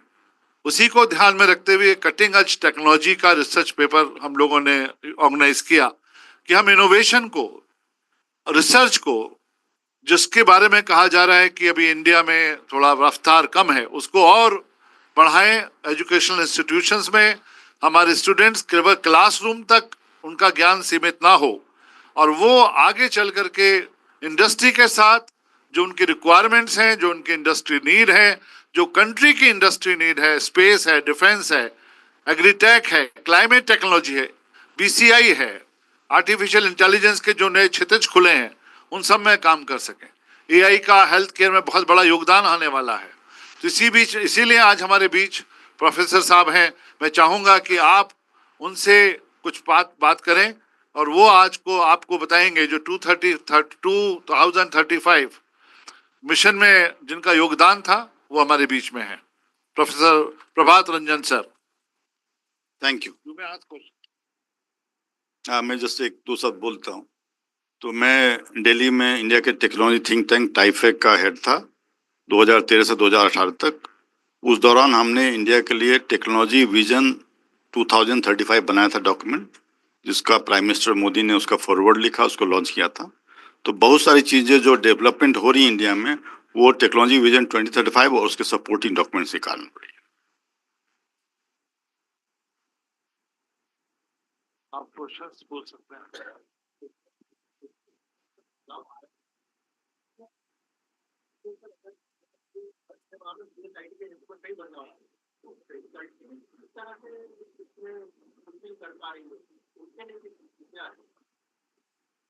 उसके लिए हम लोग फैकल्टी डेवलपमेंट प्रोग्राम और ये जो आज का हमारा रिसर्च कॉन्फ्रेंस है, ये भी उसी दिशा में एक कदम है, क्योंकि आज फैकल्टी के को भी उतना ही अपने आप को उन परिवर्तनों के साथ जागरूक होना पड़ेगा और तैयार होना पड़ेगा। क्योंकि आज बच्चा केवल क्लासरूम की टीचिंग से सेटिस्फाई नहीं है और आज हम यूबिक्विटस वर्ल्ड में रह रहे हैं जहाँ हर चीज अवेलेबल है हर एक को। तो आज क्लासरूम को और उसके साथ साथ जो प्रोजेक्ट डेवलपमेंट है और उसके ऊपर भी ध्यान, अनुसंधान के ऊपर ध्यान देना जरूरी है। क्योंकि आज चाइना जितनी इमर्जिंग टेक्नोलॉजीज में आगे है, तो हमारे प्रधानमंत्री जी का भी स्वप्न है कि हम आत्मनिर्भर हों और इन क्षेत्रों में प्रगति करें, जैसे एआई में है, रोबोटिक्स में है। जैसे हमारे कॉलेज ने अभी हाल ही में रोबोटिक्स एंड आर्टिफिशियल इंटेलिजेंस का कोर्स शुरू किया है, इलेक्ट्रॉनिक्स एंड कंप्यूटर साइंस का किया है, डाटा साइंस का किया है।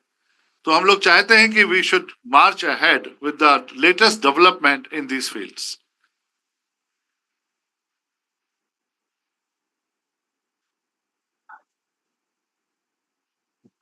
It will be for further for future conferences which will be jointly organized.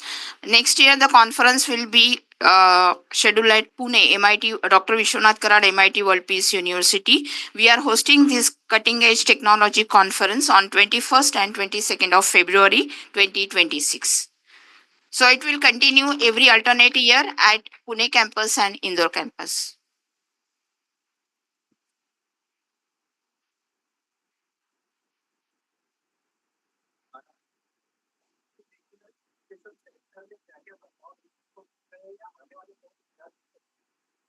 देखिए, एआई में ही केवल चेंज नहीं आ रहा है, चेंज अक्रॉस द सेक्टर आ रहा है। थोड़ा एआई ज़्यादा मीडिया में आ रहा है, तो इसके लिए जो पूरा एजुकेशन सिस्टम वो डिस्टर्ब हो रहा है।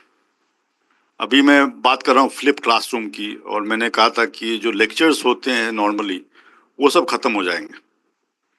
तो बच्चे घर में सीखेंगे और यूनिवर्सिटी कॉलेज आएंगे प्रॉब्लम डिस्कस करने के लिए, लैब करने के लिए। तो एक्चुअली जो फॉर्मल क्लासरूम लेक्चर होता है उसका एक समझिए कि मृत्यु काल आ चुका है।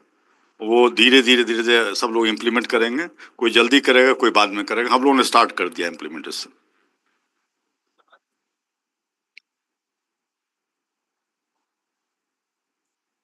क्योंकि लेक्चर, जैसा कि भटनागर साहब बोल रहे थे, टीचर के लिए बहुत डिफिकल्ट है अप टू डेट रखना, बच्चे उससे ज़्यादा जल्दी सीख पाते हैं।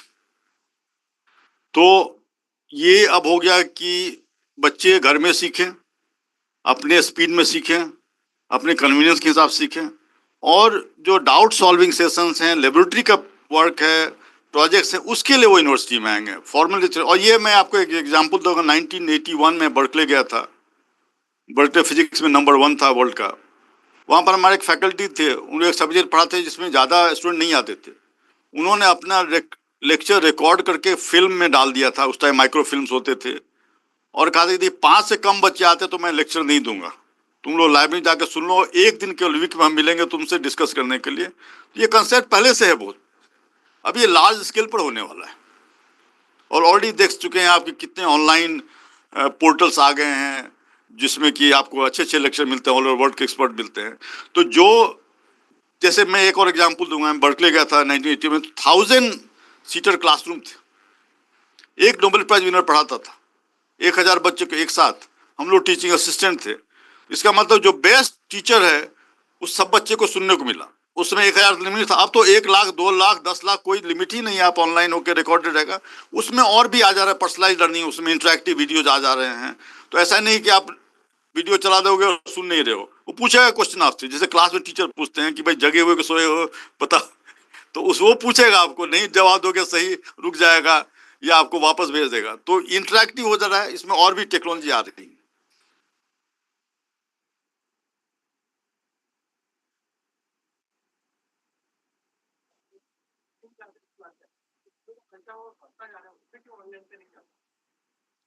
उसमें भी आ तो रहा ही है, वैसा नहीं कि नहीं आ रहा है, आ रहा है। बैजूस वगैरह तो जैसे भी था, खान एकेडमी उसी का पार्ट है, तो ऐसा नहीं कि उसमें नहीं, और उसमें भी हो रहा है।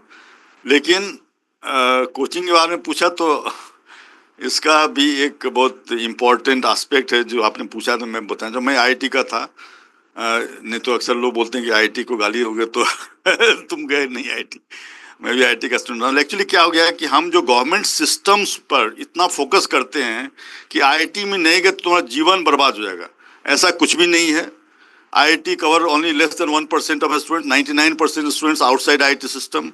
हमको ये गवर्नमेंट भी को भी फोकस करना छोड़ देना चाहिए, भाई आईआईटी केवल दुनिया के लिए।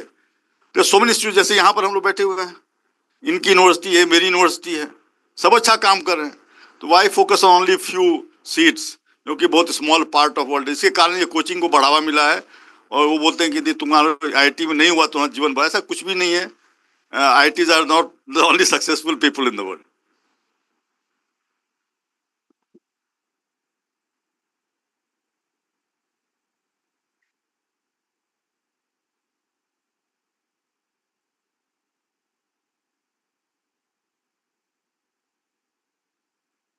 शायद ऊपर आ जी। ठीक है।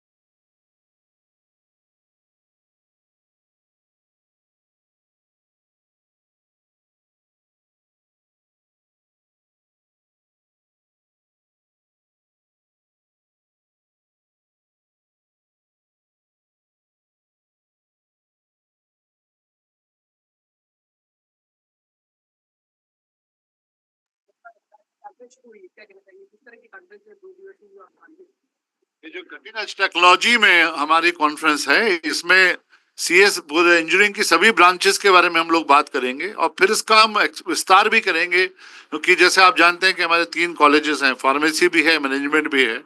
तो अगली बार की जो इसकी कड़ी होगी, हम लोग फार्मेसी में भी और मैनेजमेंट के फील्ड में भी इस पर जल्दी ही कॉन्फ्रेंस आयोजित करने वाले हैं।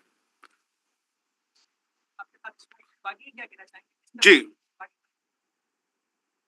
It's a joint conference we have a discussion on this last year only, 2024 July, and we have come on the same platform for organizing this conference on cutting edge technology. We do have a School of Computer Science and Engineering at MIT World Peace University. Also, we imbibe the culture of research in the student through the research credits as per NEP. And for those credits, the students are asked to write the research paper with the mentorship of the faculty members. So, this is the way faculty members are involved in writing the research papers, and those research papers are published across the different proceedings and journals. That review, sir, will. ये हमने इसमें अलग अलग track रखे थे depending upon engineering branch. तो जैसे computer network हो गया, आर्टिफिशियल इंटेलिजेंस हो गया, electronics and communication, electronics and computer science, इसके अलावा आईओटी, इसके अलावा डाटा साइंस, ये सारे ट्रैक थे जिन पर हमें पेपर्स मिले हैं। और उन पेपर को प्रॉपर रिव्यू करने के बाद जो 67 पेपर्स फाइनल रजिस्टर्ड हुए फॉर प्रेजेंटेशन पर्पस। ये जो 67 पेपर्स है, ये इंडिया के डिफरेंट पार्ट से है, even for from other countries से भी है। तो इसमें मतलब हमने कॉलेज तो इसे स्पेसिफाई नहीं किए हैं। हमारे जो चीफ गेस्ट हैं और जो चेयर्स हैं वो आईआईटी इंदौर से भी हैं, जेएसआईटीएस से भी हैं, इसके अलावा एमआईटी के प्रोफेसर्स हैं। तो ये सारे हमारे चेयर्स एंड को चेयर्स हैं। कुछ इंडस्ट्री से भी लोग हैं जो यहाँ पे इन पेपर्स को इवैल्यूएट करेंगे। और जो पेपर प्रेजेंटर्स है वो फैकल्टीज है इंडिया के डिफरेंट स्टेट्स से जो यहाँ पे पेपर प्रेजेंट करने आ रहे हैं। और ये जो कॉन्फ्रेंस है ये हाइब्रिड मोड में है। काफी सारे लोग जो है वो ऑनलाइन हमसे जुड़ेंगे और अपने पेपर प्रेजेंट करेंगे। बहुत सारे जो रिसर्च स्कॉलर्स हैं वो भी अपने पेपर्स इसमें प्रेजेंट करने वाले हैं। आज के जो चीफ गेस्ट हैं वो आपको पता ही है, डॉक्टर प्रभात रंजन सर हैं, वाइस चांसलर। और इसके अलावा नितेश पुरोहित सर भी यहाँ थे, जो जीएसआईटीएस के डायरेक्टर हैं। तो हम तीनों लोगों ने यहाँ पर अभी बात की है।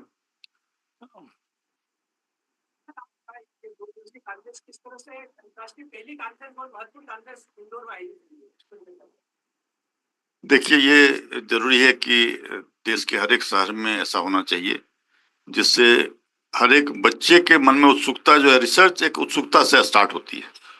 वो उत्सुकता जब स्टार्ट होती है उससे आगे बढ़ते हैं। तो जब तक हम यंग लोगों के पास नहीं जाएंगे तब तक पॉसिबल नहीं है। और मैं बोलना चाहूँ कि लास्ट 1000 साल यदि लें, इंडिया का बेस्ट पीरियड अभी है। और इस पीरियड में यदि यंग हमारे लोग हार्ड वर्क करते हैं तो इंडिया एकदम आगे बढ़ जाएगी। और मैंने लंदन में अक्टूबर 23 में कहा था कि by 2047 India will be number 1 economy in the world. उसके लिए ये बहुत इंपॉर्टेंट है। 2000 टेक्नोलॉजी विजन 2035 में हमने क्वालिटी ऑफ लाइफ पर फोकस किया था, quality of life Indian citizens. और उसमें हमने 12 प्रियोरिटेटिव्स बनाए थे जो कि ह्यूमन लाइफ को इफेक्ट करते हैं, और इंडियन के लाइफ पर फोकस किया था। प्राइम मिनिस्टर ने उसका फॉरवर्ड लिखा, उसको लॉन्च किया। तो इंडिया में जो बहुत सारे काम हो रहे हैं वो उस डॉक्यूमेंट के कारण हो रहे हैं। उसका मैंने एक रिव्यू किया था 2 साल पहले, 5 साल होने के बाद, कि हम कहाँ पर हैं इंफ्रास्ट्रक्चर सेक्टर में। तो 3 सेक्टर में हमारा काफ़ी ग्रोथ हो रहा है। एक इंफ्रास्ट्रक्चर में जो हम लोग सब देख सकते हैं, दूसरा है मैन्युफैक्चरिंग सेक्टर में जो अभी देख रहे हैं लेकिन काफ़ी बदलाव हो रहा है, चाइना से इंडिया की तरफ मैन्युफैक्चरिंग शिफ्ट हो रहा है। थर्ड है सेमीकंडक्टर इंडस्ट्री में काफ़ी ग्रोथ हो रहा है। ये 3 पिलर हैं ग्रोथ के। कहाँ पर हमारा गड़बड़ चल रहा है, हेल्थ केयर सेक्टर में अभी भी हमारा थोड़ा सा बिहाइंड द शेड्यूल चल रहे हैं।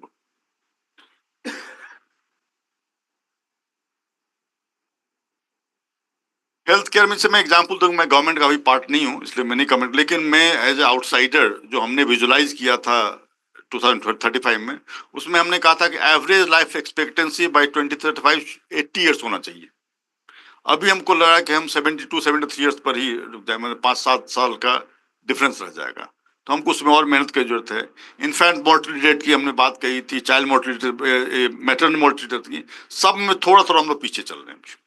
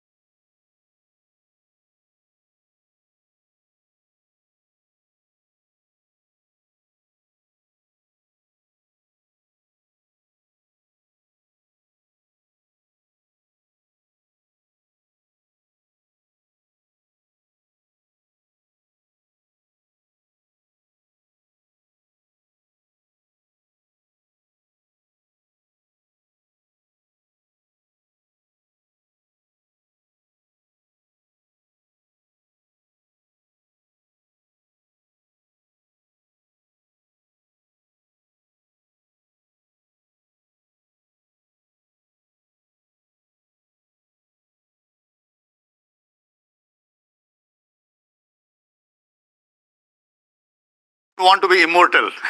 Everybody wants to be immortal, right? But there's a limitation to our biological body. So what we are trying to create is digital immortality. That even if I die, my biological thing, my digital brain will remain forever. This is called digital immortality, right? So according to, and there is a site called 2045.com. Okay? According to that, there are 4 stages of this: Avatar A, Avatar B, Avatar C, Avatar D. And there are different stages of this. I'll not go into details. The last stage is Avatar D. That is hologram-like avatar, which is your body is transformed to hologram, your brain is transferred to hologram, your voice and everything is done. Okay. So you can interact with that hologram as if you are actually standing there. Okay. I started working on this project on 28th July 2015. Why that particular date? 27 July 2015, we lost Dr. Kalam, who used to be my ex-chairman. He, as some of you might remember, he expired in IIM Shillong in the evening of 27 July while giving a talk, collapsed. Next day, his body came to Delhi. I went to pay my last respect. And then we had a condolence meet in my institution because he was ex-chairman. As you know, Dr. Kalam used to interact with a lot of young children, students. He had a Guinness Book of World Record of interacting with students. So I said that why should the future generation of children miss Dr. Kalam? Let me recreate him digitally. That's how I started this project, a team of IBM, team of US Hologram joined hands. We started working on this. And then I needed about 10 crores rupees. Government promised me, but never happened. Kalam's family is supporting me. They've invited me as a guest of honor also to their house of Kalam in Rameshwaram. And then I've been working on this. Now, actually, it's coming closer. Okay. So I have a holographic room right now, which we have created on our own. Somebody was going to charging me $30,000 for creating that from Australia. We have made it in $3,000 only. And probably now it's even cheaper to do that. So basically, this hologram like avatar was supposed to be 2040 to 2045. I think in 2-3 years we'll be able to do it, okay, if not earlier. Okay. Our display system, everything is ready. Just the content part, we are working on this. And some I'll show you how I have been doing some of this myself. Okay. So this is coming very close, which means you become digitally immortal. Okay. This is something interesting I want to show all the young people. How much money you can make. Okay. Let's see any young people, how much money do you want to make? Any guesses? $1 million, $2 million, any guesses? बोलो बोलो बोलो कितना तुम्हारा dream है? हाँ 5 million. तुम्हारा? Million की billion? Billion. ठीक है ठीक. Okay. Now coming close. So between Mars and Jupiter there's a asteroid belt. Okay. This asteroid belt has so much mineral wealth that according to NASA estimate, if you divide among all the people on the earth, everyone gets $100 billion. Everybody becomes Ambani. Yesterday, somebody visited me in my university who claims to have $100 billion plus assets. Okay. I never trusted him. But last 3-4 months, I met him 4 times actually. Yesterday, he happened to be in Pune. He came to my university. He claims to have $100 billion plus assets. Okay. So all of them can become like this. This is Mars and Jupiter, the asteroid belts. There's so much mineral wealth. Now, how do you get that? Okay. That's the challenge. So you see, for example, this one rock has 10,000 quadrillion dollars. I don't even know how many zeros are there. 10 power 6 is million, 10 power 9 is billion. 10,000 quadrillion dollars. Okay? That's the value of this rock. So now that means that if I need to exploit this, I need to reach out to there, I need to be able to bring things back. So right now, we are working on this also. I was working on Chandrayaan 2 mission in 2007 to 10. Right now, we are working on collecting samples from Moon, Mars, and asteroid belt. Okay? Work is being done in my university. There's a Hong Kong scientist, there's a German scientist, French scientist has joined hands. And I was just in Japan. I was just now in Japan in February first week. And there's a whole international team coming together. Work we are doing in my university only. So how to collect samples, stones, soils from these various things? Now it looks very simple. You go and collect. No. The restrictions are there on the mass, the power that is available.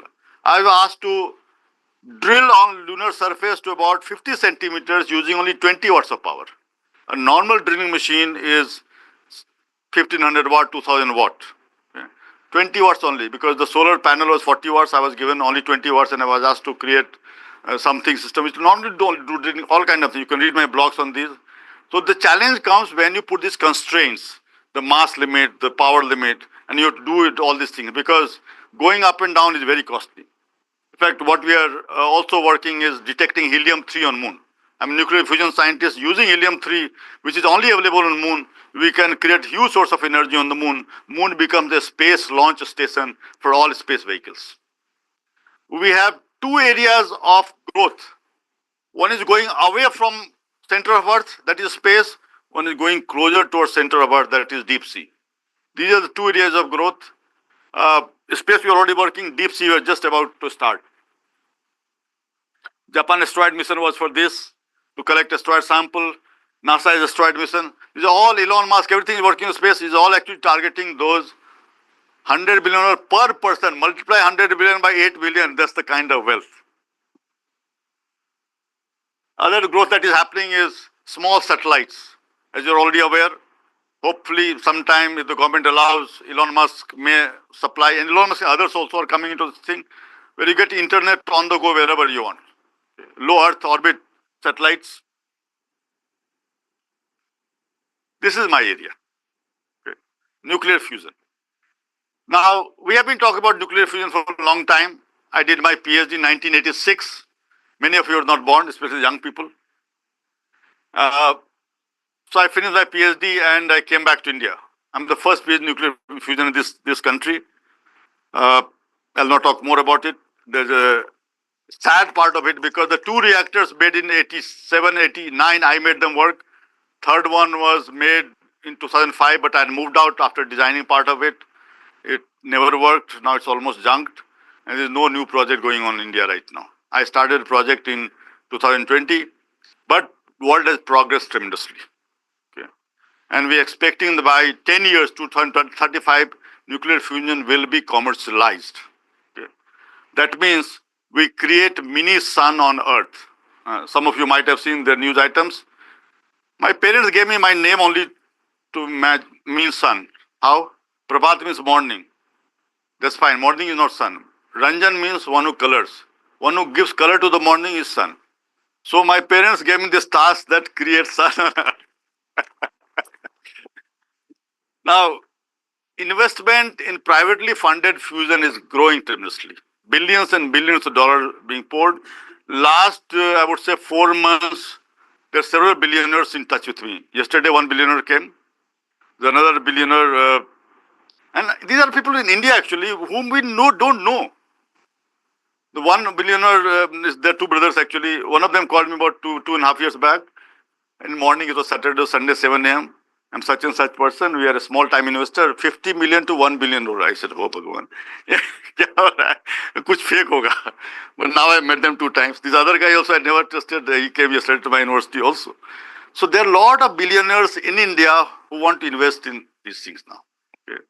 So I had started a project in India because a US person funded. He said, they will give you $1 million, please start. But then money ran out. So we called it Project Sunlayan. And billions of dollars of funding is going on. Commonwealth Fusion System is one of the projects started by MIT group of US. They have seen good success. Now they have identified a land in east coast of US, Virginia, and they are planning to start the commercial system which will feed power into the grid about 400 megawatt. Feed power into the grid. Other experiments are just creating energy, not feeding. But they are going to feed power into the thing that's called arc. They are now making a spark, the smallest possible arc. And what is not known is what is the cost of that, whether it will be economic or not.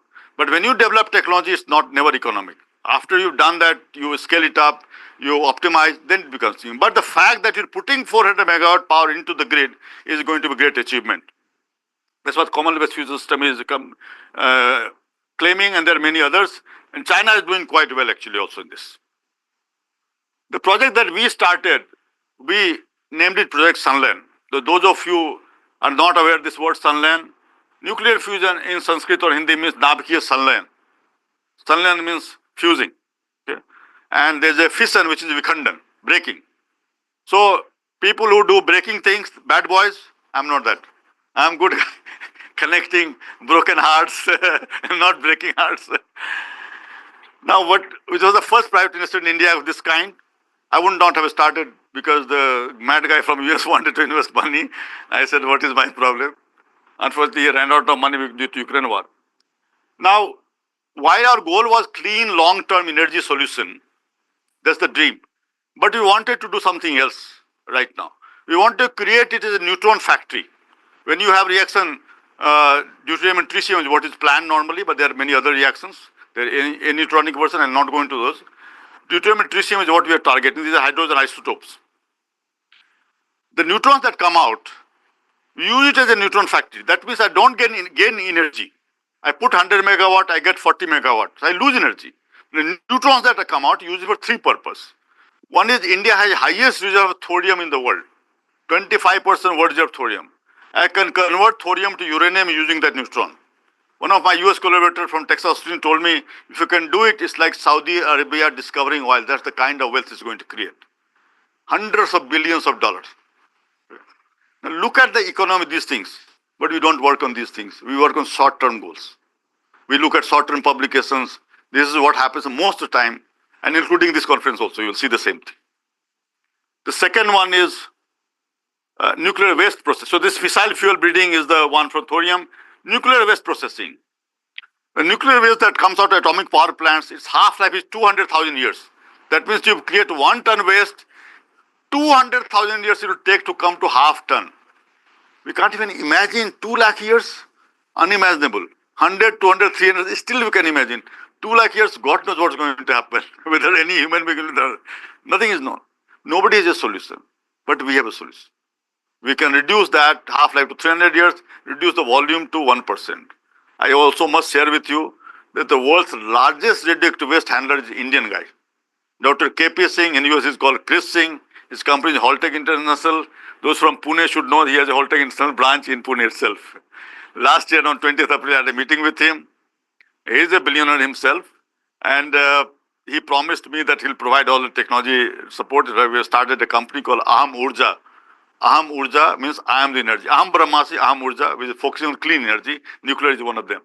So he is the world's largest radioactive waste handler, which is other technologies. And third is medical isotope. Now there is a particular medical isotope called technetium-99m, which is used for 80 to 85% of world's radioactive production for medical purposes for that. It has a very short half-life of 6 hours. That means I can't store it, I can't carry it for long distance. So we could also produce that using this. And there are 6 reactors working to produce this in the world. 5 are being shut down or may have been shut down already. So each of these projects are very important. I will not go into more details. We were talking to microbiome actually. We also started a work called Project Susursa, which is working on microbiome actually. We talk about gut microbes, gut brain axis. It was related to that actually. We set up a lab for this purpose. I've been working in this area as well. Now let me come to favorite generative AI. Okay, many of you are talking about ChatGPT and so on. It's all part of generative AI. 2017 in Delhi, we had done a conference on exponential technologies, how they're going to impact the future of job. We thought AI is going to only impact repetitive tasks. We thought that creative work will not get impacted by AI. Today, the world has totally changed completely. And that has changed, that means I have also changed completely. For example, there's a AI-generated radio broadcaster that my university has been doing. It did it much before ACET. I gave it a name AIUC. Because there was a girl, she is a very good, now she's in NDTV, she was a very good broadcaster. So I used her name and changed, put I there, AIUC. Okay. So we created this much before ACET did. They claim to be first in the world, but you can see on YouTube, you can go and see this. Okay. My grandson is named Adi. His grandchildren, and they keep meeting in US. They're close by. Now, you go to YouTube, put Nanaji publication. You will find this. Okay. Now, when ChatGPT came out, I have to read the stories to him online. I thought, why not create our own stories? So I created stories. Then I saw he has a bedtime story books, which has illustrations. So I created illustrations also. Then I combined them to PDF. I had to send him PDF. Then I said, why not give it to other children? So I put my voice to that and put it on YouTube, put a tag Nanaji publication, but he calls me Nanaji. So I'm not a writer, I'm not a storyteller, I became a storyteller. Okay. Now comes the other interesting part. Okay. I was very poor in music. I was studying in a Gurukul style school. I used to get always the lowest marks. Okay. One of my friends 3-4 years back told me, if this guy sang, he'll get D. If he kept his mouth shut, he will get C. That is better, don't open your mouth. Now what I've done, using AI, I've created 68 songs in last 1 year in my voice. And I back them up with videos as if I'm singing actually. I create my characters in different context. Sometimes I also bring female characters, like in this case. She is a US model. Now she is 69, 70 years. Her husband requested me, because I am advisor to his company, that please feature her. So I started from now. I have a lot of people in line, women who want to be featured. They have to do nothing, no makeup, no shooting, nothing. Just give a photograph and their character is created. So you can go to my YouTube channel, you find 68 songs I have done. I'm hoping that by tomorrow morning I'll do another one if I get time, I don't know. I'm working on the song. So now I'm going to just cover a few minutes about what we are doing in the university based on these things. So as we are talking about that change in education is very, very important in the view of the fact things are changing so fast. Okay. So when I moved to university in 2018, and this university, I'm the founder vice chancellor. Okay. It's a private university. I wanted to come to a private university and a new university for many reasons. One was that if you're an existing institution, it has a baggage. Changing things are very difficult. When you start something new, you can shape it according to you think. I wanted to come, and I wanted to come to a private one because government systems, there are many barriers. Okay. Private also has issues, but it depends on how management gives you the freedom. Okay. So what I did, 2018 I came, that time the university started on March 14th. I came on 25th April. So it was already started, some programs started, BBA, BCA, usual courses. Then I got a chance to change things next year. Computer science program I started first. I made a complete change from traditional system. I broke the 4-year program into 2 years and 2 years. I created what I call track system. That means when you join, it's the degree name is only BTech Computer Science Engineering. We wanted to keep generic name, not to give different degree names. So Computer Science Engineering, after 2 years, you make a choice of a track of a specialization. Those tracks were different tracks like AI, ML, data science, robotics, AI, Internet of Things, even cybersecurity, fintech, and so on. Most important is this cloud and systems administration. The back-end part, nobody does this, but everybody requires this. So people need to understand, just programming front-end is not, no, it's not cloud computing. This is cloud management, data center management. That is a very important part. Okay. We created this, and first 2 years also we changed completely curriculum. First semester we started with Python only. C++, Java removed. You learn on your own. Mathematics and statistics we increased. It was very important. Okay. So we created a complete thing, but at the same time working with hand was very important. We brought digital fabrication lab, design thinking, rural internship after first year, industrial internship after second year, and research internship third year. So every year there's a thing. Rural internship means you go to the ground level, work at the ground level, understand the reality of Indian situation. Most of you are not exposed to real world. People don't even know where the cow milk comes from. They think it comes from pouch. So we created this. We also brought technology, commercial entrepreneurship in third semester itself. Environmental science was very important. So now, what we want to do was the first 2 years was covering everything that people did in 4 years. You want to become an entrepreneur, you become in first 2 years. You have 2 years time to visualize whether your company is going to grow or not, or you want to shift to jobs. So you start working early. We wanted to create more job creators rather than job seekers. People talk about placement is spoil the whole country. Placement everywhere. This institute, my institute, every institute does this. It's spoiling the entrepreneurship opportunities because everybody talking about IIT, IIM do the same thing. They talk about crores of rupees, they convert dollars into rupees and throw that figure around. It's all useless. So AICT liked this program very much. They sent me a formal appreciation letter. They formed a committee in July 2019 of which I was a member. And based on that discussion, actually 6 programs are written here.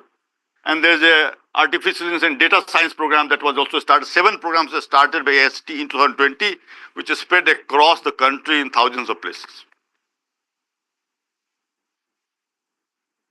Similarly, we continued this experiment. 2020, we started BTech Bioengineering, MBA Digital Business we started. Not MBA charity, nothing. MBA Digital Business focusing on fintech, marketing, and supply chain management. Similarly, Bioengineering, we started a similar thing, track pattern, and the other courses. Then we started discussing with Tata Motors came to us that please train our employees. So finally, 2023, we started discussing 2022, 2023, we started programs for working professionals. I'll give a little bit more detail about that. Labs, we started setting up like Digital Fabrication Lab in 2019. I've shared that detail. And many others labs we started setting. So if you see AR, VR, holography, 360 camera drone, all of these are available. Brain computer interface lab is there.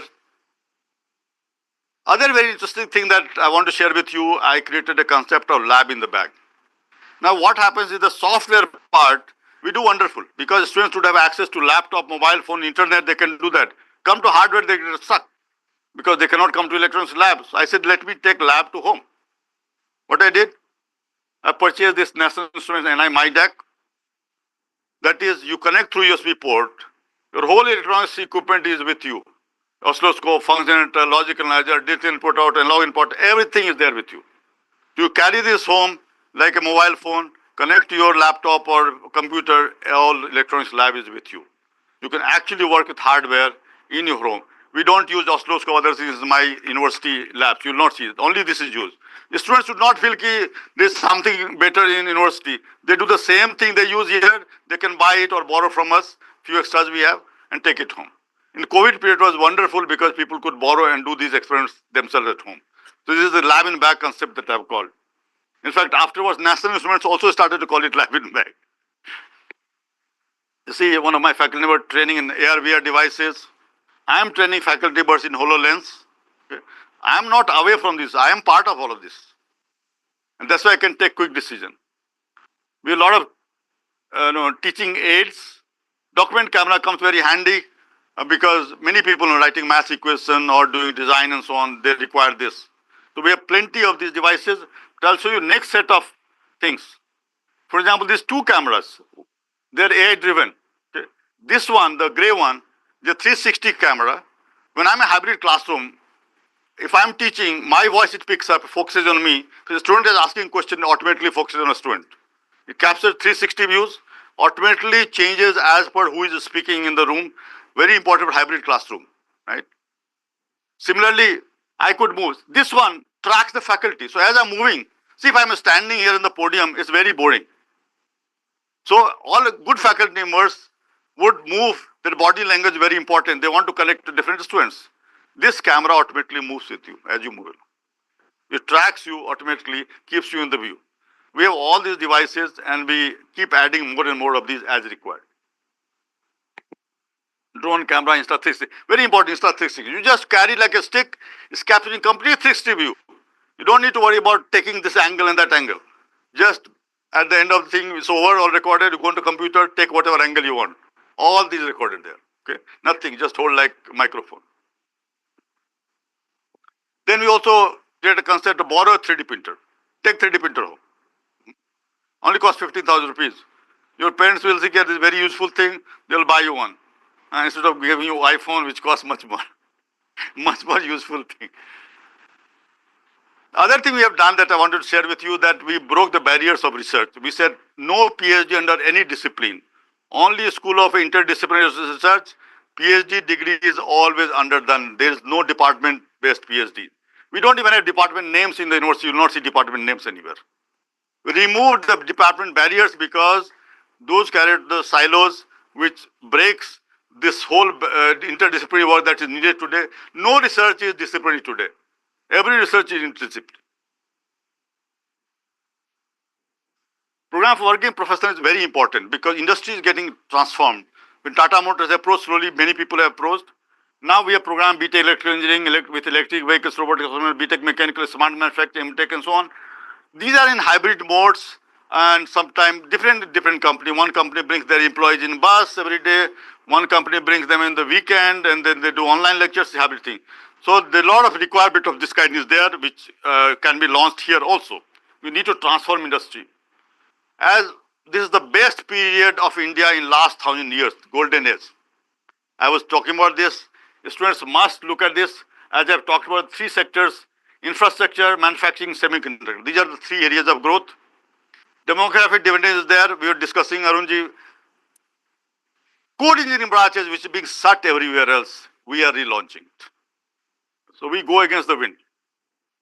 Everybody shutting down, mechanical, chemical, civil, band karo, band karo. Keval AI, computer science karo. Nahi. We cannot eat food, we cannot move. These have to be there. So what we have done, we relaunched them in new lights. I'll show you that. And this was initiated because engineering college was merged, they had all these departments. So what we have done is that we started BTech mechanical, chemical, civil and BTech semiconductor. First time in the country, BTech semiconductor engineering in 2024 we launched. Great demand. I'm in Indore, I will be happy to tell you that first 3 admissions semiconductor was from Indore.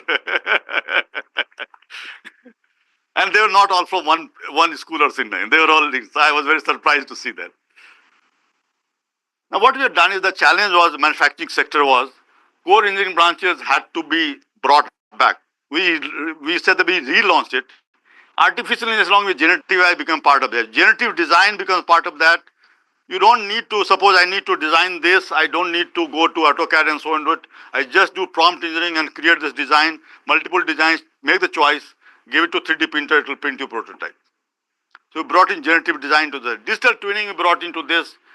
So we were transforming, not only making industry. People talk about industrial element. No, we're transforming industry. We have to take the lead over industry actually. That is what happens in developed world. This is very important technology foresight, being able to foresee what's technology. That's what my task was as a head of India's technology think tank. So now we have created semiconductor engineering. Last year we launched 60 seats, all of them are filled. Semiconductor lab is in progress. By March 13th, we expect to inaugurate that. We have an event there. You can see this. Except for making wafer, rest of the process we're doing up to testing part. Packaging, we're discussing major semiconductor company to set up a system with them. Wafer production, of course, we can't do that. Now coming to digital fabrication lab, we had set up in 2019. Slowly we have kept growing. Recently, on February 2nd, we had convocation. ACET chairman was chief guest. We inaugurated one workshop called Takshala. This was the old mechanical workshop that we used to have in the engineering college. We completely demolished everything, including the floor. All the walls, floors, except the columns, you can't do anything. We completely transformed the whole thing. You can see the look of this. It has 4 sections: additive manufacturing, subtractive manufacturing, formative manufacturing, and hybrid sections, and along with equipments to measure quality and so on. Okay. ACET chairman came, he's so happy that he told me, I'm only chairman of Idea Lab. All the 300 odd institutions that we selected, everybody has to train here. Okay. A lot of, some of them are only 15,000 rupees. We had purchased earlier also 50,000 rupees. There are new brands with the same cost, much better. So things keep changing. Lot of consumables we keep. We don't even keep track of who is using how much. Students use 5, 10, 3D printers in parallel. And different varieties of these. Concrete 3D printers. We have also ordered this. Maybe in 1 month it will be delivered. You can print a house. So you want to make a house? 800 square feet in 24 hours. Okay. You can make a whole colony using this. Already being done in India. I've been promoting for the last 10 years. Now India also it is being done. But we are purchasing one equipment. It's a smaller version, not large version because you need a space. 1.5 meters, you can make a doggy house. But same thing, technology can be done larger scale. So concrete 3D printer. We are about to buy clay and ceramic 3D printers, so you can create artistic things or ceramic products. Put the same thing in furnace. Then metal 3D printer, we are in the process.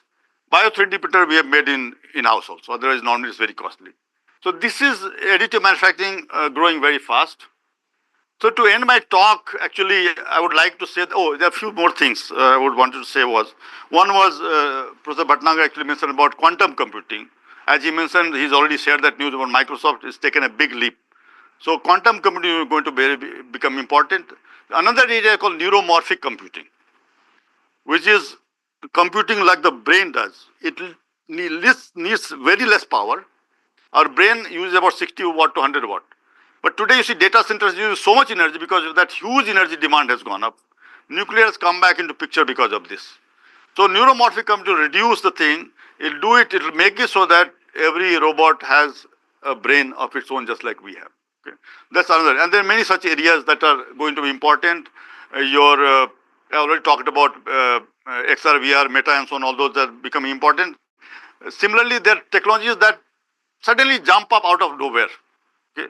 Gen AI, we had not thought about this. Suddenly, last 2.5 years, it has come out of nowhere. Now, today, it's able to read images and do all kind of things. And I've been using all of this.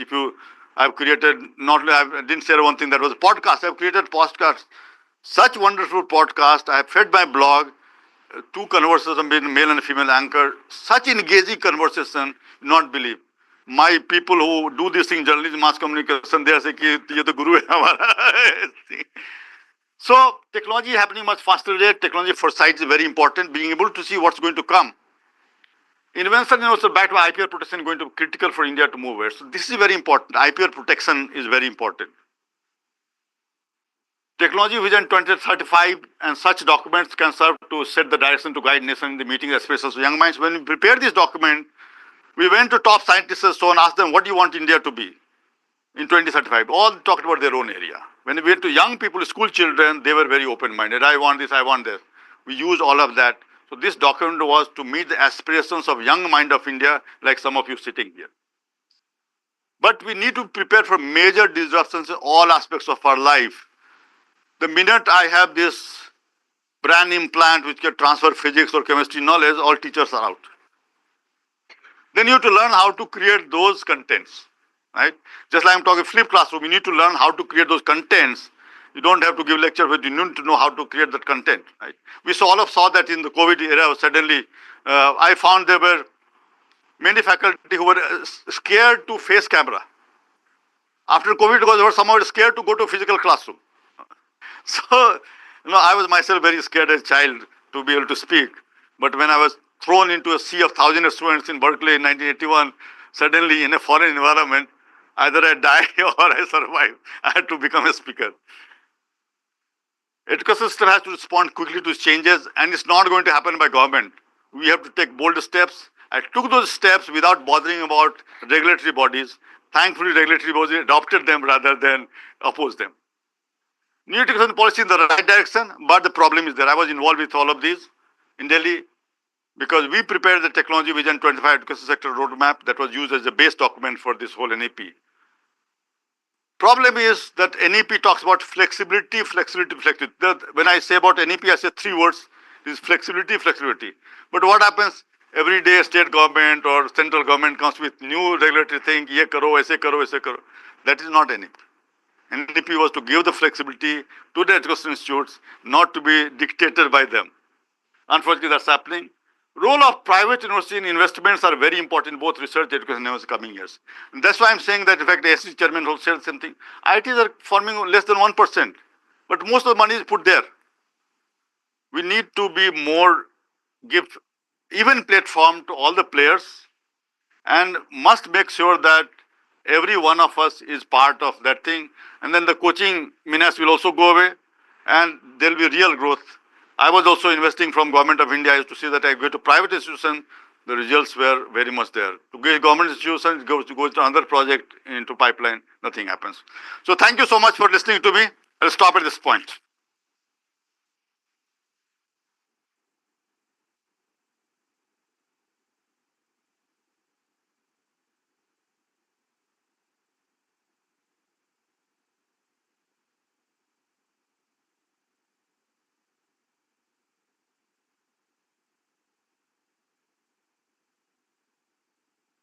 Thank you, sir. It was privilege to hear your valuable insights, sir. We are grateful for your presence and the inspiration that you have shared with us today.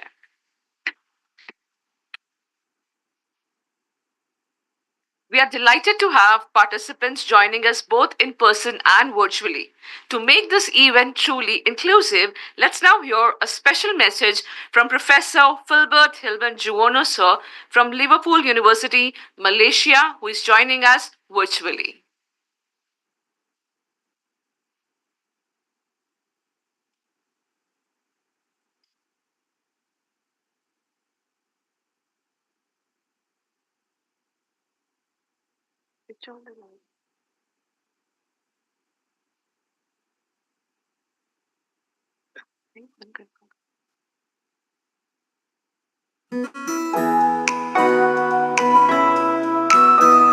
Hello everyone, I'm Philbert Jugono from Sian Chiao Tong Liverpool University.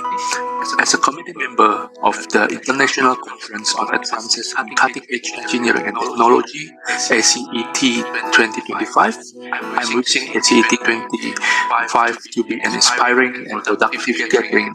May it serve as a catalyst for innovation, knowledge sharing, and global collaboration in engineering and technology. Thank you and all the best.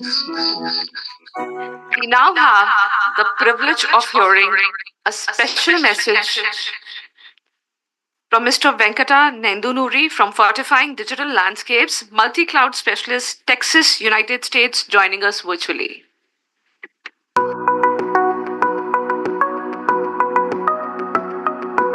Hello all, my name is Venkata Nendunuri and I am one of the associate directors here at Dentsu International, Texas, USA. My heartfelt congratulations to the organizers and participants of the ACET 25. May the conference be a milestone event that sparks creativity, research excellence, and technological breakthrough. Thank you. Have a wonderful day. Let us now welcome Dr. Luciano Rebequis de Oliveira from Brazil to share his thoughts with us in hybrid mode.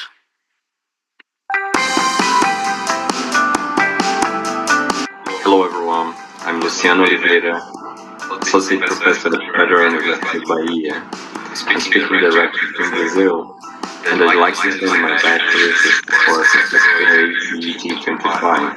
May this event provide valuable insights, foster new partnerships, and pave the way for future advancement in science and engineering. Bye-bye. May I now invite the esteemed Dr. Shubhalakshmi Ma'am, Dean of MIT, to join us on stage and make a special announcement. Ma'am, please. A warm welcome to Ma'am, please.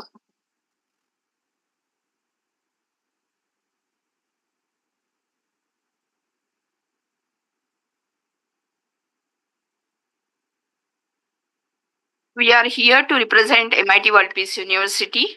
So, on the behalf of management and trustees of MIT World Peace University, I would like to congratulate all the organizers of this international conference on cutting edge technology for their efforts, and I do also appreciate the efforts because I'm actually experiencing it.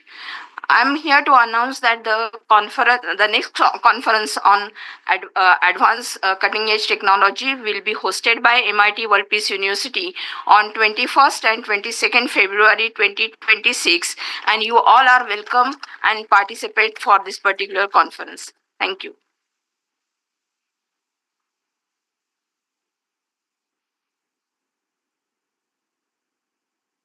Thank you, ma'am. Thank you for your valuable announcement. May I now have the privilege of inviting our esteemed Principal Sir, Dr. Keshav Patidar sir, to deliver vote of thanks and express our heartfelt gratitude to all who have made this event a success. Thank you. Good afternoon, Honorable Chief Guest, respected Group Advisor Sir, Shubhalakshmi Madam, guest from MIT Pune, guests from media, presenters, and my dear students and faculty members. The primary objective of this conference is to promote research activity in advanced cutting-edge technologies. We have received 161 papers in this conference, and after review process, we have accepted 75 papers, and 67 presenters registered for this conference. As this inaugural session draws to close, I am privileged to propose vote of thanks on this occasion on behalf of IST and MIT WPU Pune. First and foremost, my sincere gratitude to our chief guest, Professor Prabhat Ranjan sir, Vice Chancellor DY Patil University. Sir, we are grateful to have you here. We are very honored to listen you, and thank you very much, sir, for sharing your knowledge and wisdom with us. I am thankful to our guest of honor, Dr. Nitesh Purohit, sir, Director GSITS, for gracing this inaugural session.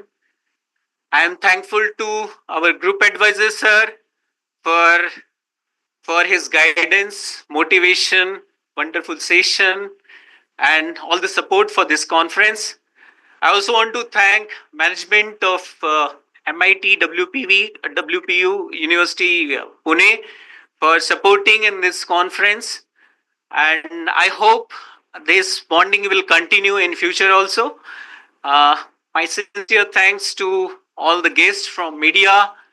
I want to thank all the committee members from advisory committee and reviewer committee, and my special thanks to all the members of organizing team, especially Satish sir, Ritu madam, Richa madam, and all the members of organizing committee. Thank you everyone for this wonderful conference.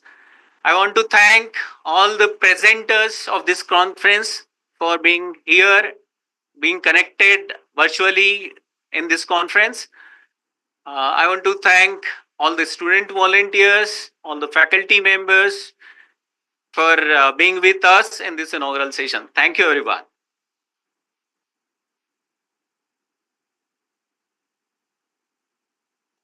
Thank Goel sir, who is with us today. Thank you very much. Yes. Thank you, sir. May I invite all our esteemed guests, dignitaries, and participants to join us for a group photograph. May I request our dignitaries and guest participants to join us for a group photograph?